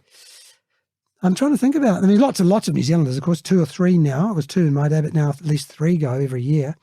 Very successful in lots of different fields. Not so many in politics, I don't think. I don't think many have gone into politics. But PPE, right? Yeah, philosophy, politics and economics. It's a classic Oxford degree. Pretty much all the politicians in the UK do it. Absolutely. Yeah. And prime ministers as well out of the UK. Yeah. Okay. We don't do a lot of it in this country. We do a Bachelor of Commerce. Yeah. We do science. We do laws. What other grounding did that give you? Yeah, I mean, it gives you great grounding because it gives you a grounding in the best way to describe it, gives you a grounding in the historical development of thinking. In philosophy, for instance, you go start with Plato and Aristotle and think about political philosophy. How did they start to think about the way to organize society? And how do we best set ourselves up for the benefit of, in those days, not for the benefit of all society, but that led on to the benefit of all societies as things became more democratic. Yeah. So it's easy to see in the philosophy side of it because it was mostly political philosophy, but also economics. Economics is really an evolution of learnings about economic organization. How do we organize to make the best use of capital and labor and generate the most good ideas that can be used to innovate? And then you bring that together with politics, which is the practice and the political organization associated with getting the best out of political philosophy, freedoms and equality and so on, with economic organization, trade, which allows people, So how do we set up institutions and how do we make laws which, build the society that we've decided sort of in theory through philosophy with freedom and equality and so on, and in material sense in using economics, how do we do that? How do we actually set up the right political structures? And you can see the world now is diverging in this regard. And there are places like China and Russia who are very focused on organization and control and believe that making sure that populations have a limited number of options that they can choose themselves, but that'll be better this is what they say, that'll be better for the greater good over time because we'll be able to become more wealthy because we're all doing the same thing and organizing in the same way. If we have protests and people wanting to go off in different directions, we won't be able to develop in the way that'll make us all wealthier and so on. Very material-driven societies. Mm. The West, on the other hand, is becoming more and more potentially fragmented by its focus on people's rights, the need for absolute freedom in some regards, and in some cases, some people. Think so? We've also gone very left in the West as well. Yeah, but in that sense, that's when you say left. The role of the individual is getting part of the bigger group. You're right, but I think of that actually as you're right in the West because that is really just the other side of this whole left and right thing is being played out. It's right better. now. It's better to put to one side when you think about the way in which political organization affects people's lives because it's not about what people calling themselves left and right. It depends which part of the world you're at. Well, but it's about what laws they put in place and what ways in which people can engage in the political process or not. And it doesn't matter whether they call themselves left or right. If they don't allow you to have a vote, then you can't engage in the political process. If they put in place laws which don't allow you freedom of expression, it doesn't matter whether they're left or right. It's all totalitarian. That's the best way to think of it is just totalitarian. Couldn't agree more. And you're right. Lost in some ways, it's actually a new version of totalitarianism. I don't know what the best way to socialism is on the rise. Yeah, but if you think about it, it's actually interest group totalitarianism. It's just my interests and my group's interests are in not allowing people to challenge this because this is what's right. Yeah, hold it. But also then you want to go down that path and we'll talk about journalism in a second and your exposure to that. Cancel culture. How has that got prevalent in the world of democracy when you say something or maybe attributed to saying something 15 years ago and you're nailed for it? Yeah. Or you can't stand up and express a view without being pulled apart because in the world of democracy, which we fought for, as you say, back to Plato, etc., and Socrates, etc., what is going on out there that we're allowing that to be the discourse of the day? Well, That's a big question and a hard one to solve. But I mean, I think the important thing is to call it out, is to say that it's wrong. Is it? Well, that's called character, and that's called courage, and that's called leadership. Yeah. You seeing a lot of it? Yeah. Are you? No, not a lot of it. We're not seeing a lot of it, but I think it's important that it is called out. People have a right to argue for what they think is right. 100%. So what they don't have a right to do is to demand that other people don't even put an alternative view, that they're not allowed to put an alternative view. And that's what we've got to continuously call out. And I do think senior politicians and others are trying hard to do that. Well, are they attacking the actual problem, or are they attacking you? Well, I don't think senior politicians in particular, I'm thinking federally and state here. Yeah. There are a few notable exceptions I'm not going to name, but I think that do generally do their best to say to people, our job, all of us collectively, is to engender a civil society. That's why it's called civil society. We listen to other people. We can disagree with other people. We don't try and shut other people down. There is a line that can be crossed, but for me, and this is obviously will vary for individuals, it's a long, long, long, long way down the line before you cross a line to say that you're not allowed to speak publicly about something. I mean, I do think there is genuine hate speech, and I do think there is incitement to violence, which is just not helpful to anyone, and I think that we should not allow that. But that's... You don't think it's overplayed a bit? Well, I think from time to time it probably is, but that's people arguing their interests, story out too, right? And people need to be strong on that. I mean, a lot of this has come out of, we know where this has come from. It's come from US universities, and it's come from California, and it's come from the entertainment industry. It's not like something that's been visited on us. No, but we've all jumped on the bandwagon. Well, a lot of people have jumped on the bandwagon and haven't called it out, as you say. I think it's because people don't think clearly enough about it. They weirdly don't think, oh, this could happen to me. Because it could. They do things to other people that they wish would never happen to them. They just don't think about it. Yeah, fair enough. They're very tied up with their own interests, and they think this is the most important thing for me, and I'm right, they're wrong, I've got to shut them down. It's that last bit that's wrong. You might be right. You might not be right, but you might be right. But you don't have to shut them down. You're not allowed to shut them down. You shouldn't be allowed to shut them down.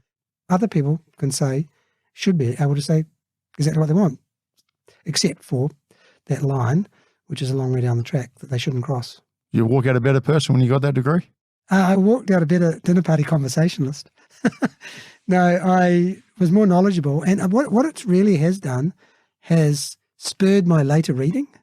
It's made me very, the old saying that the more you know there's a lot you don't know. It's directed my reading a lot since then. So I've read more about economics and philosophy generally since I've left than when I was there doing the degree. Did you want to move into business? Yep. I first worked for McKinsey & Company in London for about 3 years. And that's an MBA on the run? That's an MBA on the run. That's exactly right. Well, actually, they were pretty explicit about it. The first... When you weren't young either. I wasn't young. I was in my... Probably... 29, 30? 30, yeah. 29, 30, yeah.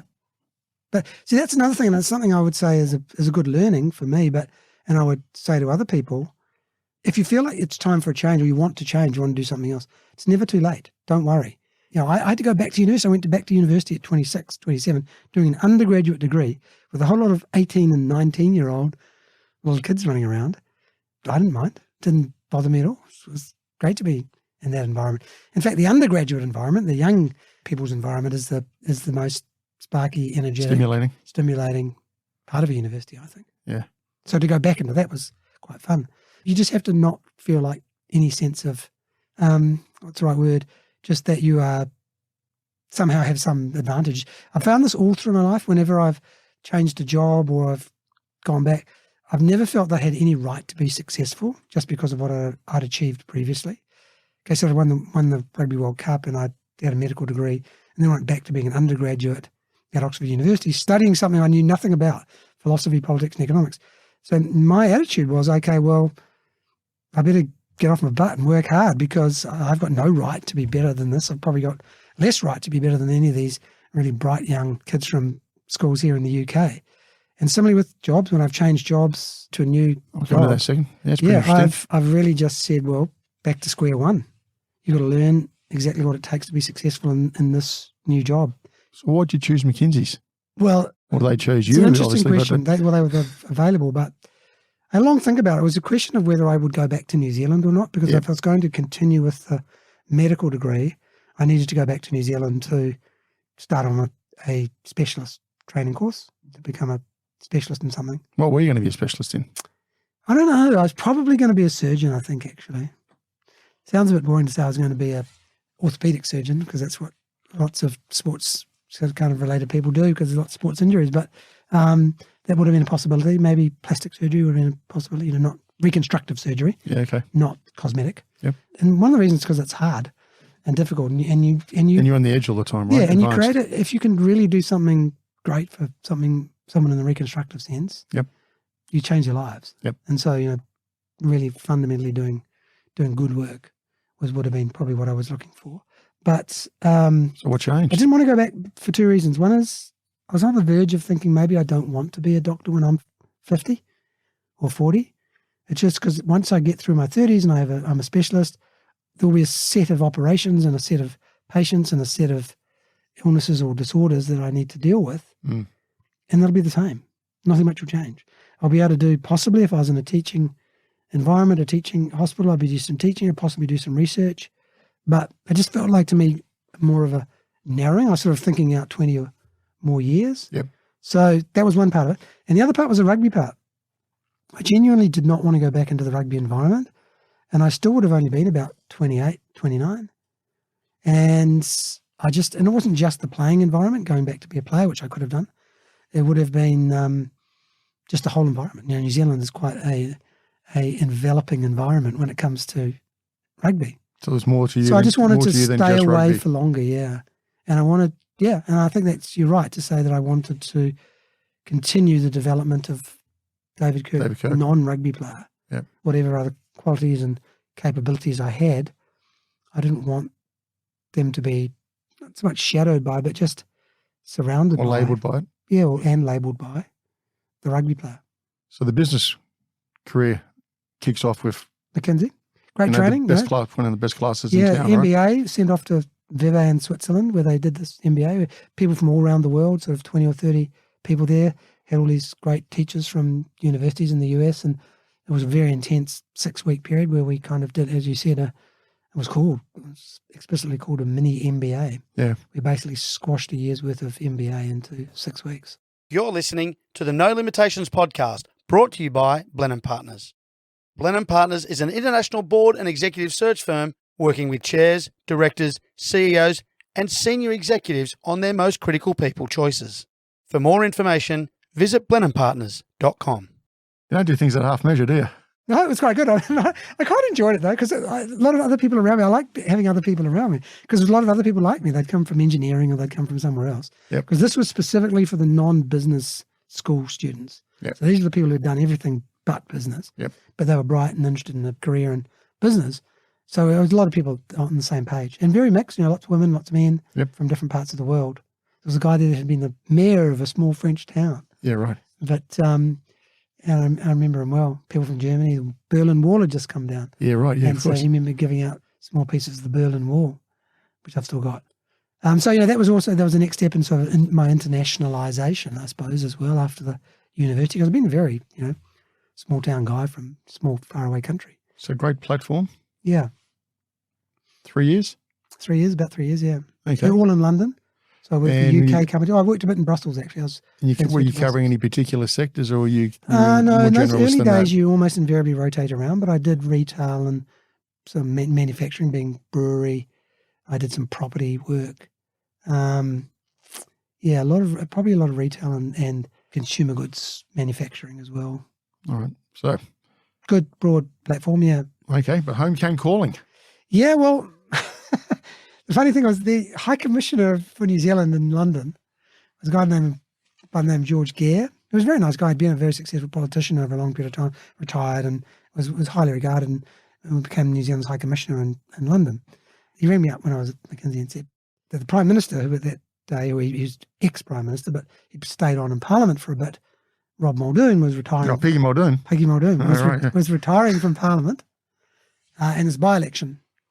And they felt like the National Party, which is the equivalent to the Liberal Party in Australia, felt like there was, they didn't have a strong enough candidate. There were some local candidates, but so they thought it'd be great if I went back and threw my hat in the ring. So I don't know why. I almost don't know why I did it. My wife was very pregnant, and but nevertheless, for whatever reason, maybe I was just having a boring time for the moment at McKinsey, but I decided to do it. I think partly the degree in philosophy, politics, and economics kind of was resonating, and a lot of people who did that degree did go into politics. There was a sense of a calling. It's application too. Yeah, and so that was part of it, I think. And that had also taught me, and it's something that stayed with me throughout, that good public policy is really important. It affects the lives of lots and lots of people. And in particular, it doesn't matter what side of the political fence you're on, and largely, we're all largely centrist something, centre left, centre right these days, in the leading parties. You can make a big difference in the lives of particularly people who are disadvantaged. People who, if you get your education systems right, if you get your health systems right, if you get your social services systems right, which help people and lift them up and intervene at the right time, dysfunctional families, there's a whole range of intergenerational problems you can deal with, for instance, on that side. And of course, public policy that helps economic growth and wealth creation, which can then be redistributed appropriately, is super important as well. So it was very clear in my mind that public policy is a calling. It's really important. And for some reason, I didn't want to be a public policy wonk. I didn't want to go and join Treasury or join the Department of Foreign Affairs or join the Department of Labour and do a whole lot of good analytical work to help with public policy. I guess from the rugby and the leadership roles, I felt like statesman, pushing myself forward a bit more. But it was on the basis of wanting to be involved in leadership positions which would support public policy, good public policy development. Hey, but I'm not having to chat with the former Prime Minister of New Zealand. What happened? Well, I did. I went back. I flew back. Well, sounds good in theory. I arrived on the morning that the nominations closed. I got my nomination in, and they whittled them. So they said, "Okay, yep, we'll accept your nomination." They whittled us down to five potential candidates. This is what's called pre-selection in Australia. Yeah. It's called selection to be the candidate in New Zealand. And so they whittled down to 5 candidates, and I was one of those 5. You're shoo-in, aren't you? Yeah, well, you might have thought so, but I didn't think so.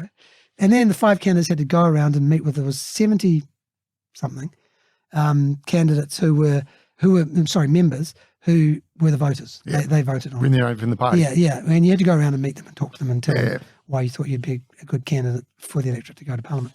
And so I did all that. That took about a week or 2, and some really nice people in the electorate helped me do that as well as I could. And then we had the vote. And the vote was there were 5 of us, and the 76 trooped out and did their vote, and we stood on the stage, and then they told us, they read out who got the least votes, and that person dropped off. And so we went from 5 to 4, and then we trooped out again, and they came back, and we went down to 3. Pretty painful. Yeah, pretty painful.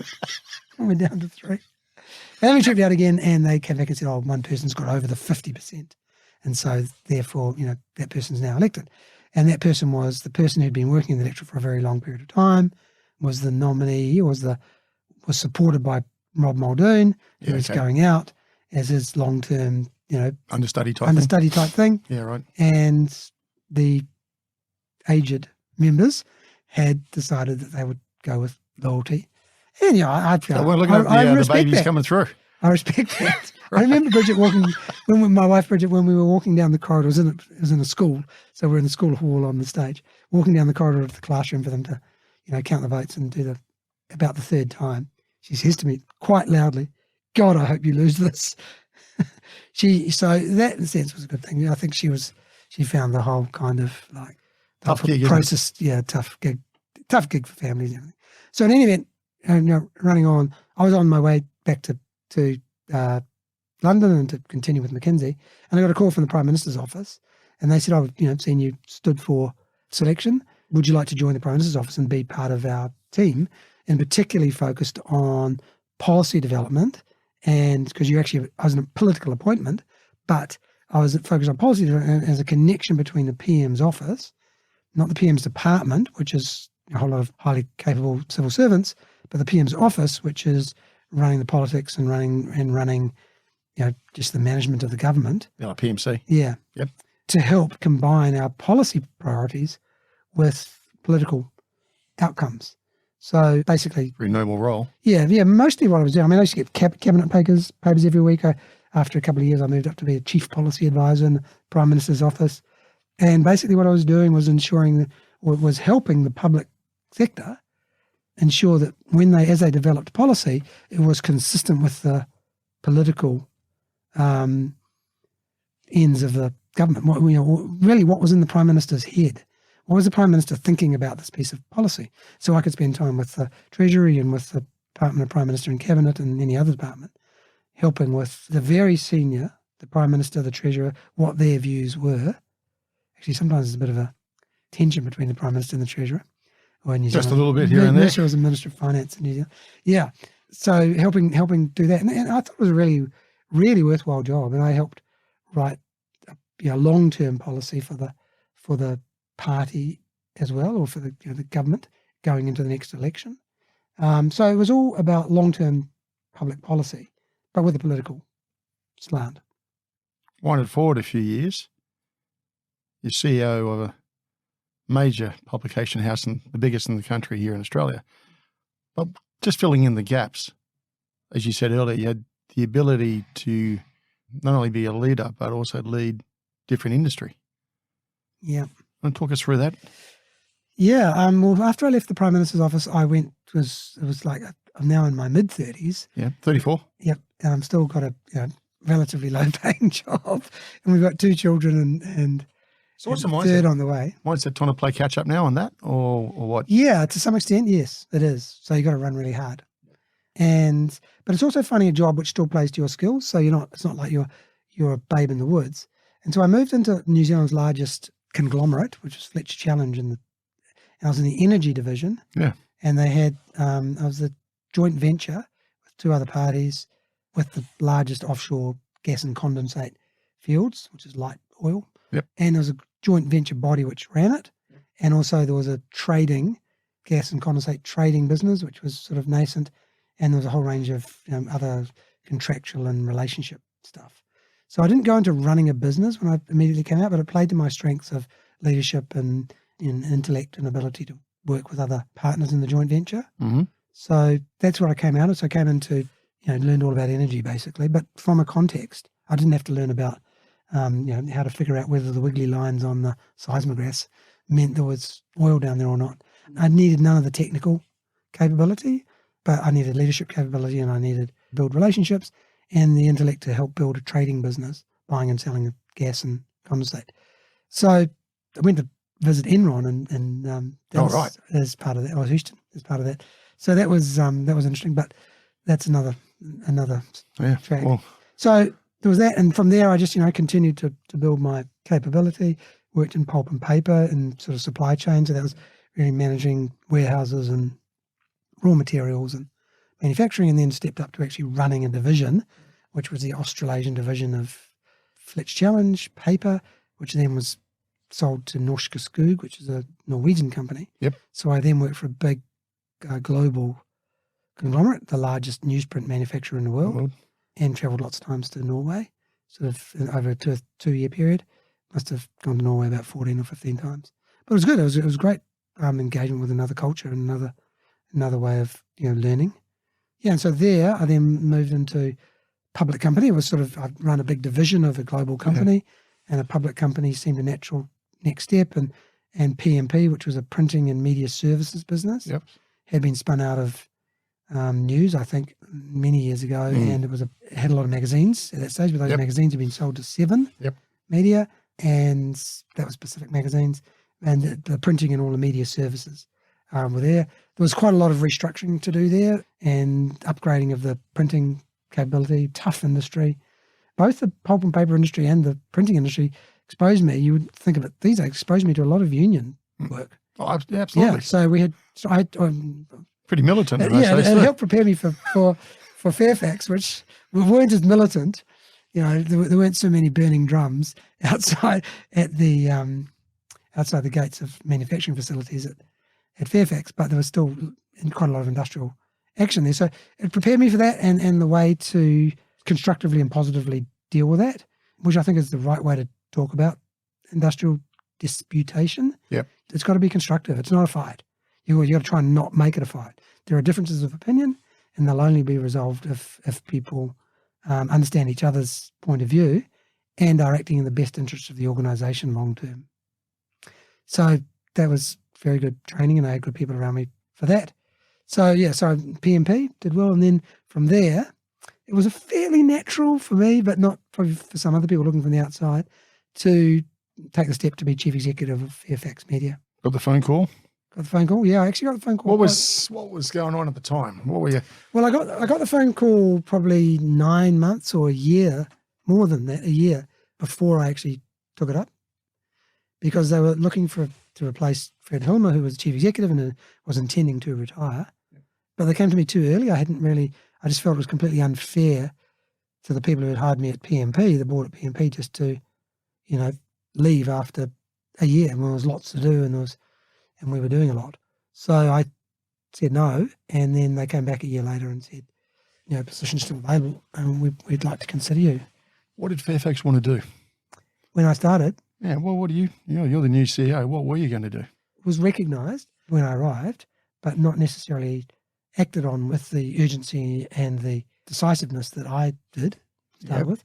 But it was recognised that we needed to hedge or prepare for the fact that we were going to be losing classified advertising in the big newspapers, which were very genuinely the rivers of gold. So advertising was going to move out of print and it was going to move online and it was going to move to other places. But we had to deal with that existential fact. Okay, now, we go back to what you said earlier. When you play for the All Blacks, you know what the game's about. The culture is passed through, generation to generation, skipper to skipper, captain to captain. Yep. And other great organisation, it permeates through. Yep. This place had to be changed. It did. I mean, to be fair, they recognised the problem. They tried to compete head-to-head with the three classified verticals, jobs, homes and cars, but it lost, unfortunately. Yep. So, Seek, REA and car sales had won, and they were all independent. They weren't under the wing of a major print, and they were, to some extent, stifled by being under the wing. That was a problem, and the challenge was to develop that type of capability, but it couldn't be done inside the traditional ways of doing things inside Fairfax. So, unfortunately, all of those three were more or less spoken for. News Limited had their foot on REA. Seek was, Packer had CPH organisation, or BBL, I think it was, owned 20-30% of that. Yes. And car sales, we had a small shareholding in. Yeah. And so did Packer organisation. So it was it would have been hard to move up there. Both of us, they would have, tried to block or buy it. So anyway, that looked hard to buy anything or make major investment in anything in Australia. But New Zealand was an opportunity, and so we bought Trade Me. So I started in about September, and we inked the deal and paid the money in March. Expensive, according to the press, wasn't it? Yeah, really expensive. I got pilloried by all the shareholders because and this is you had to go into full defence there at one stage, didn't you? Yeah, no, I was openly criticised by the Peter Morgans and other people who later was gracious enough to say that he felt it was the right thing and he would be wrong.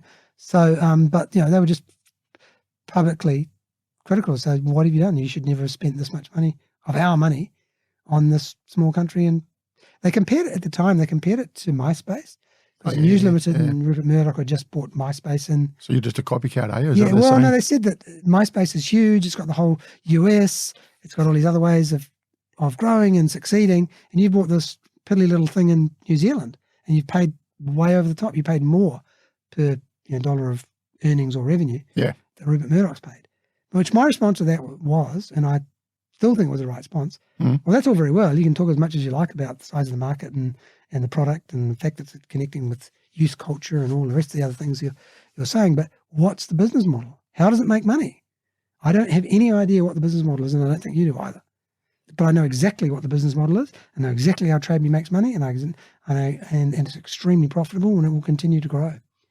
And that's proven to be the case. MySpace went to zero or negative because they put hundreds of millions of dollars into it, and they didn't get anything at the end. And Trade Me went from 650 million Aussie to whatever it was. It was like 1.7 billion or something. I can't remember. Was the board on side? Yeah, the board was on side. Well, the board, it wouldn't have happened if the board wasn't on side. They weren't. And Would I have give been the board a lot of credit. quite a bit of work, wouldn't I it? give the board a lot of credit because they didn't really understand it. Yeah.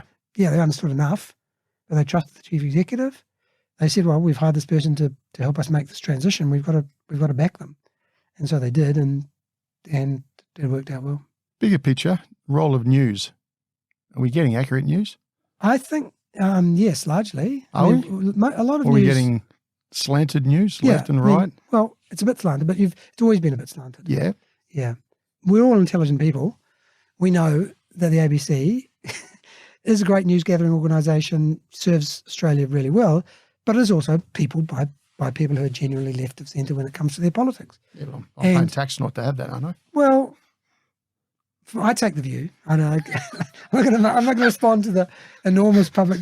No, I'm not trying to take you down that path political there, question. But news is important, correct? I take the view that they should try their hardest to keep their personal politics or the politics of their group, and therefore the politics of everyone they have lunch with at the ABC, trying their best to keep it out of it. And I think they do a pretty good job of it most of the time. Mm-hmm.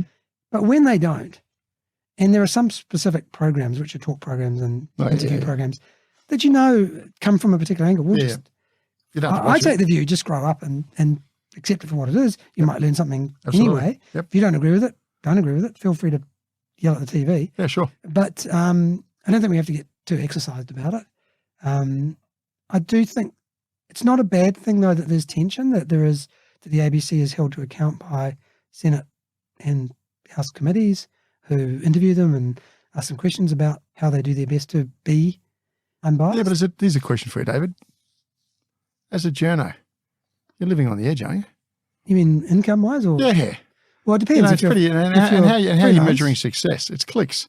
If you're working for a big masthead or you're working for the ABC or something like that, that's not true. Yeah, but how many are retained full-time these days? That's been slashed and burnt. Fewer, but in the big organisations, still quite a few. There's a decent. Okay, so I'm looking at it from a point of view. There's a war going on in Ukraine at the moment. We hear a lot of the stuff from the right-hand side. I don't hear what the Russians necessarily are saying, and a lot of the world supports not what they're doing, but some of the Russian causes, as you say earlier. We don't get a lot of both sides in terms of information. Yeah, that is right. We do not get the Russian side of the war in Ukraine. I'm not saying supporting it, but I need sometimes it'd be nice to have a fully informed view, whereas I can make my decision which way. Yeah. Things are going. I think I'm just sort of thinking of the broader picture, David, of news. Yeah, in this country, how it's been presented. This is broader than the broader picture of news because this is about values. It's about but as the CEO of an organisation like that, how does it work? You've got your editors, right? Obviously, you have to. Okay, do you come in over the top? Very rarely. Did you have to? If ever. I had discussions with them about things, but I never was in a position to or wouldn't ever direct them. Hypothetical. On WikiLeaks, I've got a great story for you. Would you ever run it? The guy may have to bolt out of Hong Kong and go to live in Russia for the rest of his life. I would say the only thing that would cause me not to run it, if it was in public policy, would have been if the release of that information would lead to the death or otherwise some other very serious problems, incarceration or something, of people you could name and they were there. So, I would say you'd have an obligation, a duty not to cause people's deaths or for them to be put in prison. It's a tough call, isn't it? Yeah, but that's a pretty high bar. Most of the time, that's never ever the issue, and so people, it's best to print everything that journalists can uncover. Okay, but if you look right now, we look at say January 6th in the US. You got Fox putting out 45,000 worth of hours of video that was held by government, right? And the left saying, their reasons why this wasn't put out. But the general public, are they better informed as a result? And therefore, I guess the role of news, I'm not saying support Fox or whatever news, but I'm actually looking at what's being withheld. Why aren't those leading these major media organisations doing the right thing? Yeah, well, I can't answer for them, but fake news obviously is terrible because it totally undermines what is true. Truth is hard to get to in life, and it's hard to get to in journalism. But doing your best, authenticating your sources, going back multiple times, talking to other people, getting multiple views on the situation, Most journalists really do the right thing. They try hard to get it right, which doesn't mean to say that the work won't come from a particular perspective, because if they're embedded in Ukraine, for instance, and they're doing work with the Ukrainians, it's going to be a story from the Ukrainian perspective. Yeah. Yep. And you could say, oh, but that's not balanced. But it's not intended to be balanced, particularly if it's just reporting a particular situation. If it's a big, long feature, which is supposed to be about the war and the causes of the war and the rights and wrongs of the war, then clearly you've got to have both sides, and you've got to inform readers really clearly about both sides, and they can make their own mind up about what they think is important. It just sort of makes me think through, the nature of your role at that time. Well, anyone's got that role. It's a big role. It was a big role, yeah. And we were going through a lot of, it's not only that you've got a big organisation that's got a really important place in society, big independent newspapers, because we were independent, and news is not independent in the same way. And so we had an important role to play, and we had the capability, we had the resources, we had big mastheads, we were making lots of money, and we had a lot of people, and they big newsrooms, and we did a lot of work. So a lot of good work, and we had great editors. So those papers, The Age and the Sydney Morning Herald and the Financial Review in particular, Australian Financial Review, did great work, did really great work, and was very proud to be sitting on top. I think it was... But the landscape was changing, wasn't it? The landscape was changing a lot, and my job, I wasn't a journalist or an editor. My job was to adapt the company to make it long-lasting, so it could continue to do its good work as a centre of journalism. And in order to do that, it needed to be profitable, and highly profitable, because we're employing a whole lot of highly expensive, highly capable people. Yep. And so that was really my job. And my job was also to communicate clearly with the organisation about where we were going and what we were doing. And my job was to represent the organisation publicly. So, you've got to know what your job is. And I'm not there to argue with the sub-editors about where you put the commas. I'm there to grow the business and to cut costs where it's necessary, and to make acquisitions where they can be value creative in the long term. And how'd you go? What mark did you give yourself? Because it was a tough gig. I'm going to go for a 7, 6 to 7. 6. All right. Okay. 6 to 7. Well, because it's a high bar, because it's a really tough gig. If I say what would, because it can only be judged in the long term. Yeah. So your investments worked out well. Yeah, they did. Trade Me and Stays we bought it for low double-digit millions of dollars and sold it. It was sold. They put more capital into it and bought more things and done a good job of building it up after I left. So can't claim all the credit for that at all, but for 250 million or something. And then there was Trade Me, which they took sort of, I don't know, it must have been 400 or 500 million of dividends out over the period, and then sold for 1.2 or 3 million. I can't remember exactly now. Okay, but you're still coming on a 6 or a 7. So all of that was really important and good for the balance sheet to allow Fairfax to then move into, the merger with Nine, which has now made a sustainable, diversified media company. Yep. I've been part of doing some of the things necessary on the journey, and certainly my successes have added a great deal to that as well. Yeah, so I played my part, I guess. You're not giving yourself the top marks. I'm not giving myself the top marks. And the reason I'm doing that is that the gold medal, if you like, in running that business would have been to have continued to maintain it as a standalone business with great newsrooms, but with strong digital properties that could help fund really top-class journalism. Was it possible? I've thought a lot about that's a question I've thought a lot about afterwards. It would have been very difficult, but I think there was one path that, now I think about it in retrospect, that I might have taken that might have worked, but only one, and it would have meant I wouldn't have gone another path. You never know unless I'd done it, unless we'd done it, the team had done it there. You want to share what it was? Would have done it. Yeah, I can share what it was. What we did was the next acquisition or the next merger after Trade Me, the big one, was with Rural Press. Oh, yeah. And there was a good reason for that, and they were able to, very good cash flow business, and that was able to help fund the transition because there was lots of costs of moving to a fully sort of multi-platform digital media company. Yes. Digital-led media company. But a more risky path than that would have been to scrape all our money together and possibly do a capital raising and take on a bit more debt and buy a really big chunk of one of the listed online classified businesses. Probably would have been car sales. Yep. And just buy 20%, which you're only allowed to buy 20, which is gone until you until you go over the compulsory acquisition threshold. Yep. And then creep thereafter, and because you couldn't possibly have afforded to buy the whole thing, but buy a big chunk of that and then creep thereafter and try and get up to 30 or 40%. It's really the news position in REA. Yeah. Try and get the similar position.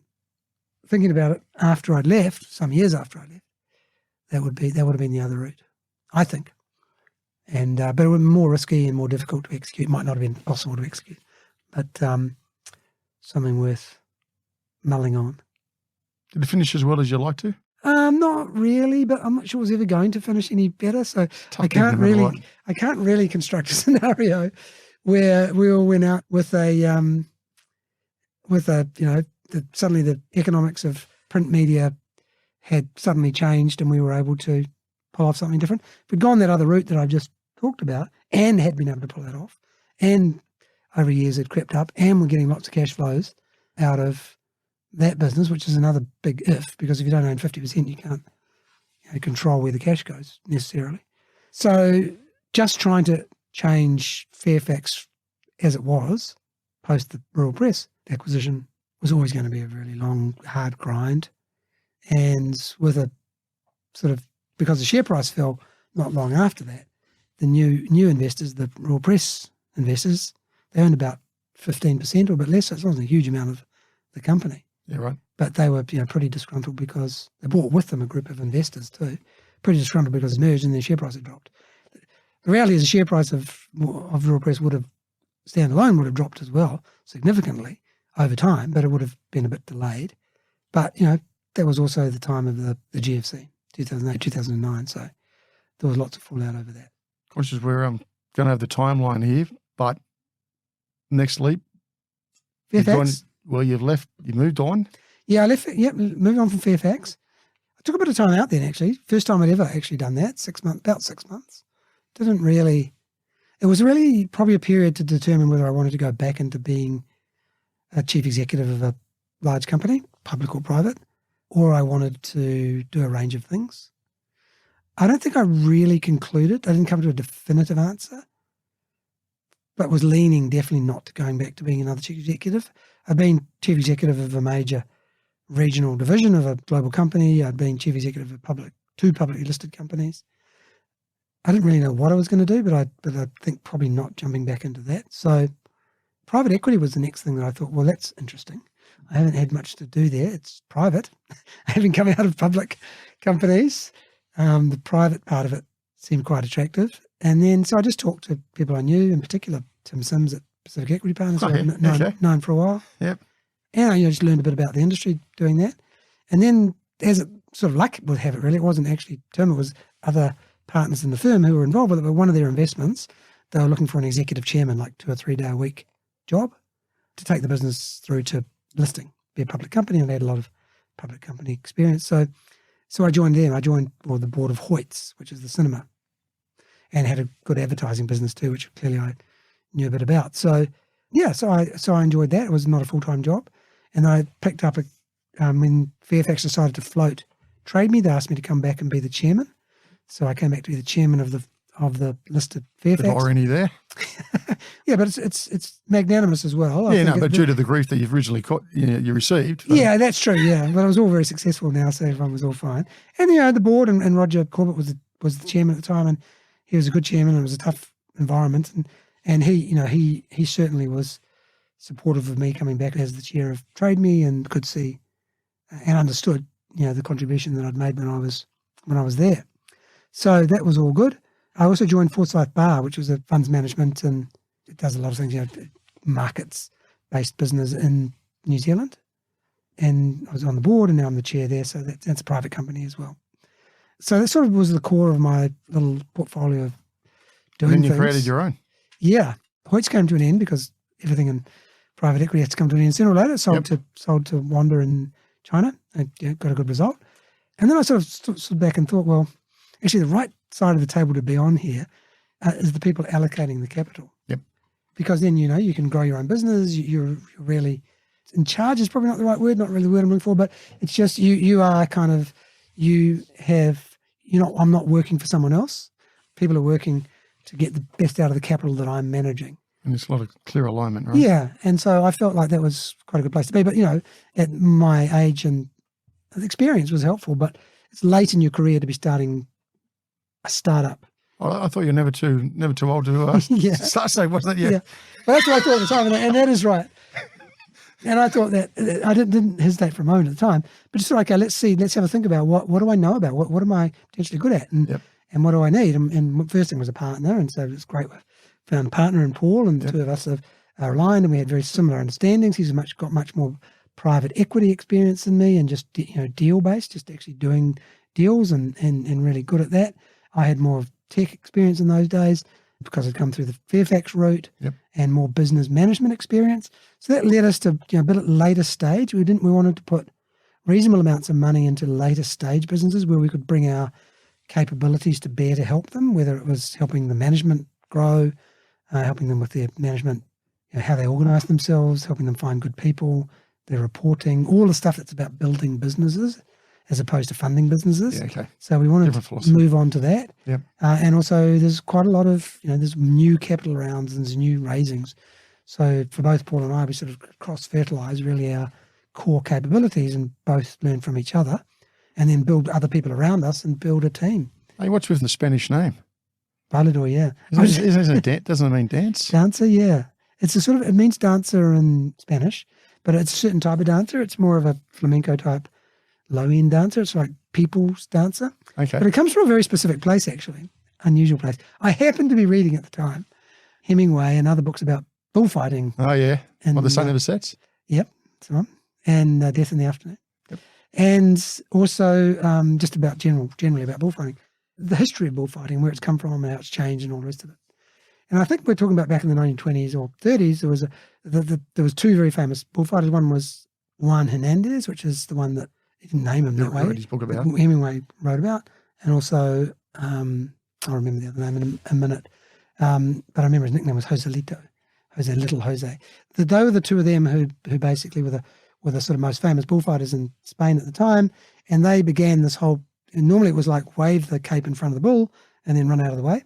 They began the whole more sort of balletic approach of standing still and moving the cape and having the bull move around you and so on. So that was the beginning of the new style and so on, and these guys were the two most famous. And one sad afternoon in a dusty bull ring in Spain, Jose was killed by a bull called Bailador. Oh, right. And the bull was small and agile and is that right? Highly successful, yeah. And so so I thought, that sounds like a good name for a company that's got to be small, agile, and we hope we'll be successful. You've been successful? Yeah, we have. Yeah, we really have. So what do you place your bets on which has really worked out well? Well, SiteMinder is our biggest returning business. So we invested in the business when it was we put about $5 million into it when it was a bit more than that, when it was about $25 million. And now it's ASX listed over a million. Yep. So we've taken it right through. It's got over 130 million of revenue sort of thing. We had about 5 million of revenue when we invested. So we've been on the journey with the management team and all the way. So that's been a fantastic success. Instacluster's also been a great success for a very sort of technical business and what's called DevOps, software development operations, using open source software databases and tools. Yes. So a great company. We really wanted to go on with it, but a big international trade buyer came in and bought it for a great return for us. About the similar size when we invested and sort of pretty similar returns to SiteMinder. So that's a great business. And they're still there. It's based out of Canberra. Came out of University of Canberra. So the philosophy is there has to be a scale up, or you got to move at a million miles an hour to get your backing, or what? Yeah, we're pretty scale ups. Yeah, we don't put any debt into the companies. We put equity into the businesses. We work hard with the management teams to help them grow quickly. We're investing behind good management teams and great business models and good economics, and we do everything we can to help them. And it's really satisfying. It's funny, we talked a lot earlier about being captain of the All Blacks and having that sort of role of leading and motivating and so on. It's not exactly like that, but it's sort of a bit of a full loop, and you've got young people really wanting their companies to be successful. And the firm has now got a heap of experience and capability, and we can play it back, and we can pass on the things that have helped make us successful and help make other companies in the portfolio successful. You're also holding chair roles in ASX-listed organisations. Yep, KMD Brands. Board's focusing enough on business or focusing too much on governance? Well, you've got to always got to focus on governance. Yeah, I know that, and I know you're going to say that, but do you think we're focusing enough on business to get you're in the world of private equity. I can't talk about other boards that I'm not on. Good answer as well. Yeah, I can't answer for other people, but I think it's a trap. So I can agree with you on that. Yeah, okay. It's a trap to get too caught up in trying to deal with the bureaucracy of governance and sustainability and stuff. You've got the best way in which, KMD Brands is a fantastic example, but that's one of the very few companies. So for the audience, what's included in KMD? Oh, sorry, KMD Brands is the holding company for the outdoor brands Kathmandu, Rip Curl, and Oboz. Yep. And we've actually put that together since I've been the chair, so I take a bit of satisfaction of having led the board and management and through the process of taking KMD from being just Kathmandu to being a bigger house of outdoor brands, and hopefully that'll continue over time. But my point about that is to say that KMD Brands, all of those brands are now what's called B Corp certified, and the whole organisation is. And the only factory we own, which is a wetsuit factory in Thailand, is also B Corp certified, which means B Corp is an international corporation which does all of these assessments of the sustainability and the quality of governance in companies. And if they are prepared to certify you, you become B Corp certified. And all of our 3 companies, including the manufacturing facility, are now all B Corp certified, it's fantastic. I think it's probably one of the only companies in Australasia, or maybe even the world, particularly one when they've got all these other companies underneath it. But the real point I was trying to make is, in answer to your question about getting too carried away with governance and not governing the business side of the business well enough, the best thing is to make sure you align your sustainability and your goals with the outcomes of the business. And that's really possible in KMD Brands, because the KMD Brands is all about the outdoors, and everyone that works in that, and all the products that we build have an eye for the environment. We think about our environment, partly because I guess it's the right way to position us as a company in today's age, but more because that's the way people that started the companies and ran the companies thought about the world. That was their mission, is to make great products, but also to do the right thing by the outdoors and by nature and by the communities in which they were involved in. So it's baked into the DNA of the companies, and we're lucky because that's the case. But I think all companies need to think about how do we make sustainability part of who we are and what we do and why we come to work. And then it becomes, it's not a trade-off between sustainable actions and activities and profitability. It's part of what you do. It's how you become profitable. What's your definition of sustainability? Because that can be widely used as well. I think sustainability is about investing in products and people and the use of capital that is lasting for the stakeholders of the organisation. So that's good business sense, isn't it? That part? Yeah, that is good business sense. So it's the shareholders, it's other stakeholders, and it's the environment. And the environment in a wide range of ways. The environments in which we operate, where our offices are and so on, our customers who are our partners and making money, really. We make things for them and they give us money. And also the broader environment. And that does get you to the global environment as well. So it does get you to climate change, and it does get us to, we take science-led approach to decisions around our contribution to reducing emissions and contributing to reducing global temperatures and climate change generally. You getting tapped much to join other boards outside of your portfolio? Not for a while, actually, in which I've said no to a lot of things. So I think it's what do you say yes to then? Or what do you consider? Well, at the moment, I'm pretty full. I've got, obviously we've got our own company, which is a majority of the time. I've got the public company in KMD Brands. Yep. I've got a private company in Forsyth Bar. And I've got quite a wide range of not-for-profit things which I do. Yep. And food rescue in New Zealand, Yep. both local food rescue, multi-local. Kiwi Harvest. Yeah. And also New Zealand Food Network, which is a national bulk food redistribution network, but again, a not-for-profit. Also the New Zealand Rugby Players Association, which we've had, a lot to do with investment in New Zealand rugby in the last year. So that was very busy for the last couple of years, getting that right. And also the Sydney Festival. So I'm the chairman of the Sydney Festival, which I've really loved and have been for some time. So a broad range of really interesting things, and that keeps me pretty busy. All right, bit of advice to those who are contemplating joining their first board, which they say really look at. Join a board that you like what they do. You're actually interested in what they do.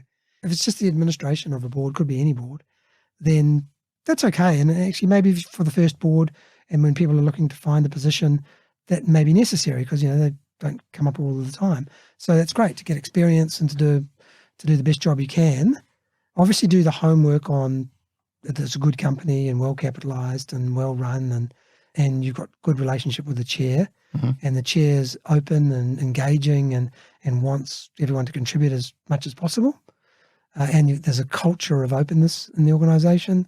And so, you're not going to be walking into things hidden under the carpet. So all that sort of stuff, that's your general due diligence. If you're joining a board, you're joining the management as a partner and helping them succeed. And you're joining the shareholders as a partner and helping them succeed. So like what you do. I mean, I'm on the KMD brands because I love the outdoors and I love the people that love the outdoors. Yeah, right. It has some really nice perks, going up to the North Shore of Hawaii and watching Pipeline and seeing all of that part of the world is lovely and being able to go to Christchurch regularly where Kathmandu's headquartered and being able to go outside and do some outside things while you're there as well. There's just a sense that you're and Obo's is based in Bozeman, Montana. Yeah, right. So we're having a board meeting in Bozeman this year. So I feel very lucky to do that. But I wouldn't be involved with a company I didn't care about. Like, I cared about Fairfax. I thought we did important things, and it was important that we had good independent journalism in this. Yep. So there was a mission and a purpose. And I think, KMB Brands has a mission and a purpose. I also think Forsyth Bar has a real clear mission and purpose, which is to help people save for financial freedom. People's lives are better when they can invest and save and retire often with a degree of financial freedom, make choices. So I'm like a lot of people, I think, increasingly purpose-driven in what I do and what I direct my time to. Philanthropy gives you a reward that you seek? There's different types of philanthropy. I mean, giving money, and I think that's good and highly necessary. I've always taken the view that giving time and giving expertise is actually more valuable. And so that's what I've done more of. I mean, there's lots of money around. It's hard to get sometimes, but the sort of skills and the experience I've had is not that common. And the ability to support inexperienced managers in not-for-profit environments is pretty valuable. And it makes a big difference. And it makes a big difference to a lot of people. And a lot of the people who it makes a difference to are often quite underprivileged people or people in difficult circumstances. So that sort of waterfall effect from my capabilities and experience down to really helping people that need it, that's pretty satisfying. What's next for David Kirk? I do think about that from time to time, not because there's anything that I'm currently doing that I don't enjoy or want to give up. I just wonder about myself. I look back and I think, well, you've changed jobs a lot. You've developed different sides of you at different times of your life. Is there another one? Is there something else out there? Obviously, when you're young, it's physical, it's sport. I mean, that's the time to develop those capabilities. As you get older, it's learning. It's quite specific. You've got to go in and learn an industry. I mean, obviously, I did more education, more intellectual activities after the sport. But when you get to this stage, it's a bit more difficult. I think the purpose-driven work is not going to go away in any sense. It may still be like a publicly listed company that's got a real purpose, or it might be a private company, or it might be a not-for-profit of some description. That's always going to be part of the mix. The question is more a personal one. Is there something that which I don't know the answer to, is there something I personally would like to do in the next 20 years, last 20 years of my life? That would just be something that I would feel concluded the personal development journey I've been on right from the beginning. And I haven't figured it out yet. But I'm going to keep thinking about it. I'm not going to just say, oh no, I've got what I've got and I'll enjoy what I'm doing for a bit longer. I keep thinking about maybe there's something else I need to do that's going to be interesting and challenging that helps develop me and helps me understand who I am as a person. David, I'd be in all sorts of trouble if I didn't ask just a couple of concluding questions. Who were the greatest players you played with and against? Well, I have to call them All Blacks. I would have played against them all at some stage. But I would say in terms of just the greatest natural athlete and capability would be Michael Jones. I'd say in terms of the person who's made the most, the biggest contribution to teams winning over an extended period of time, just because of their physical and mental leadership, as much as anything, would be Sean Fitzpatrick. And then who do you want on the field to win the game for you? So that's sort of probably during my era, John Kirwan, for sure, because of just his ability to score tries and his size and speed. Funnily enough, Grant Fox is an interesting one to consider as well, because he was not a great athlete. He was not a fast runner. No. He was not elusive or anything, but he was a rock and a foundation because he was so accurate, kicked all his goals, always found touch, put the ball on the pin when he kicked it high, called all the right moves. He was an absolute foundation for which great athletes and great rugby could be played around him. He gave a lot of the stability and the base for which we could all play off. All right. Now, I read somewhere, and I don't know if this is accurate or not, winning the World Cup wasn't the most satisfying of your achievements in rugby. No, I think that's correct. Winning the World Cup was the most satisfying. That's the biggie. The Baby Blacks victory over France the year before in '86 was probably equally as joyous. It was just like an amazing, really young team written off by everyone, played incredibly well on the day and won. That was as joyous as the World Cup, but the biggest achievement, definitely the World Cup. All right. And we've got the World Cup not too far away. What are you going to be looking out for? This one's going to be really even. I think the top 4 teams, France, Ireland, New Zealand, and South Africa, could all win it. I think probably France and Ireland are the favourites. So first ever to have 2 Northern Hemisphere teams as the favourites. Yeah. France at home should do well, but France have a habit of not quite getting there. They've been in 3 World Cup finals and not won. So I think it's going to be fascinating, absolutely fascinating. The draw's a bit funny, actually. One side of the draw, Australia's on that side, gets a pretty easy run through to the semi-finals. The other side of the draw, the other 3 are on the other side. So it makes it a bit harder, but it'll be interesting to see. The All Blacks? They can win. I don't think they're going in as favourites. I don't think they've got a right to go in as favourites in terms of form and clearly world-class players, because you need world-class players to win the World Cup. But no team really dominates in that regard. So I think it's going to be a really interesting tournament. And it's going to be who plays well on the day, not just in the lead-up. It's going to be the match, the final match.